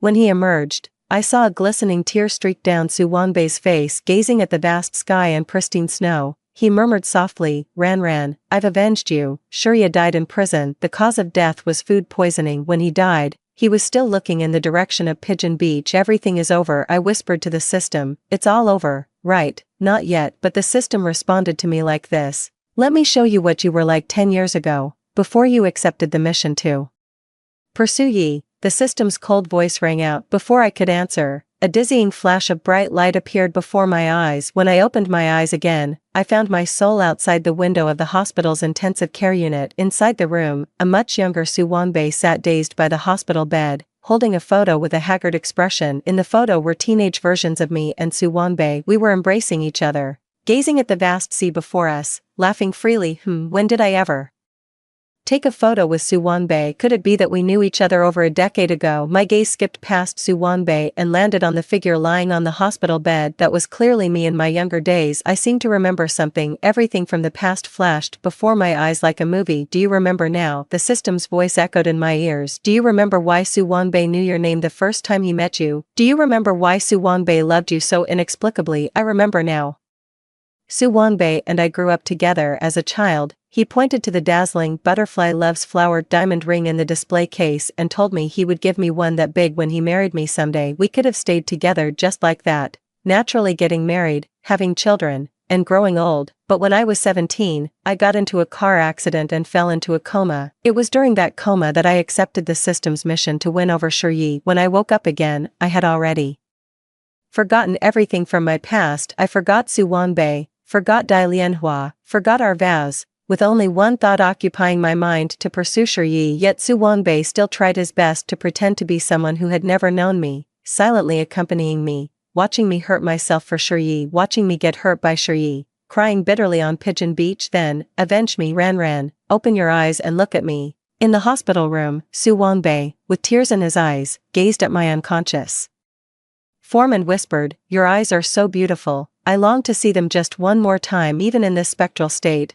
I felt my heart shatter with unbearable agony. My soul transformed into a vibrant butterfly, alighting on Su Wanbei's fingertip, dancing softly before him. Gu Ran, the system's voice sounded, begin a new conquest mission. Conquest target, Su Wanbei. I opened my eyes on the hospital bed, and before me was Su Wanbei, whose gaze was filled with nothing but me. Perhaps before everything was wrong, but it's okay, this time, let's be together properly. Two colorful butterflies danced outside the window, flying higher and higher, higher and higher. This time, I've finally found my Romeo.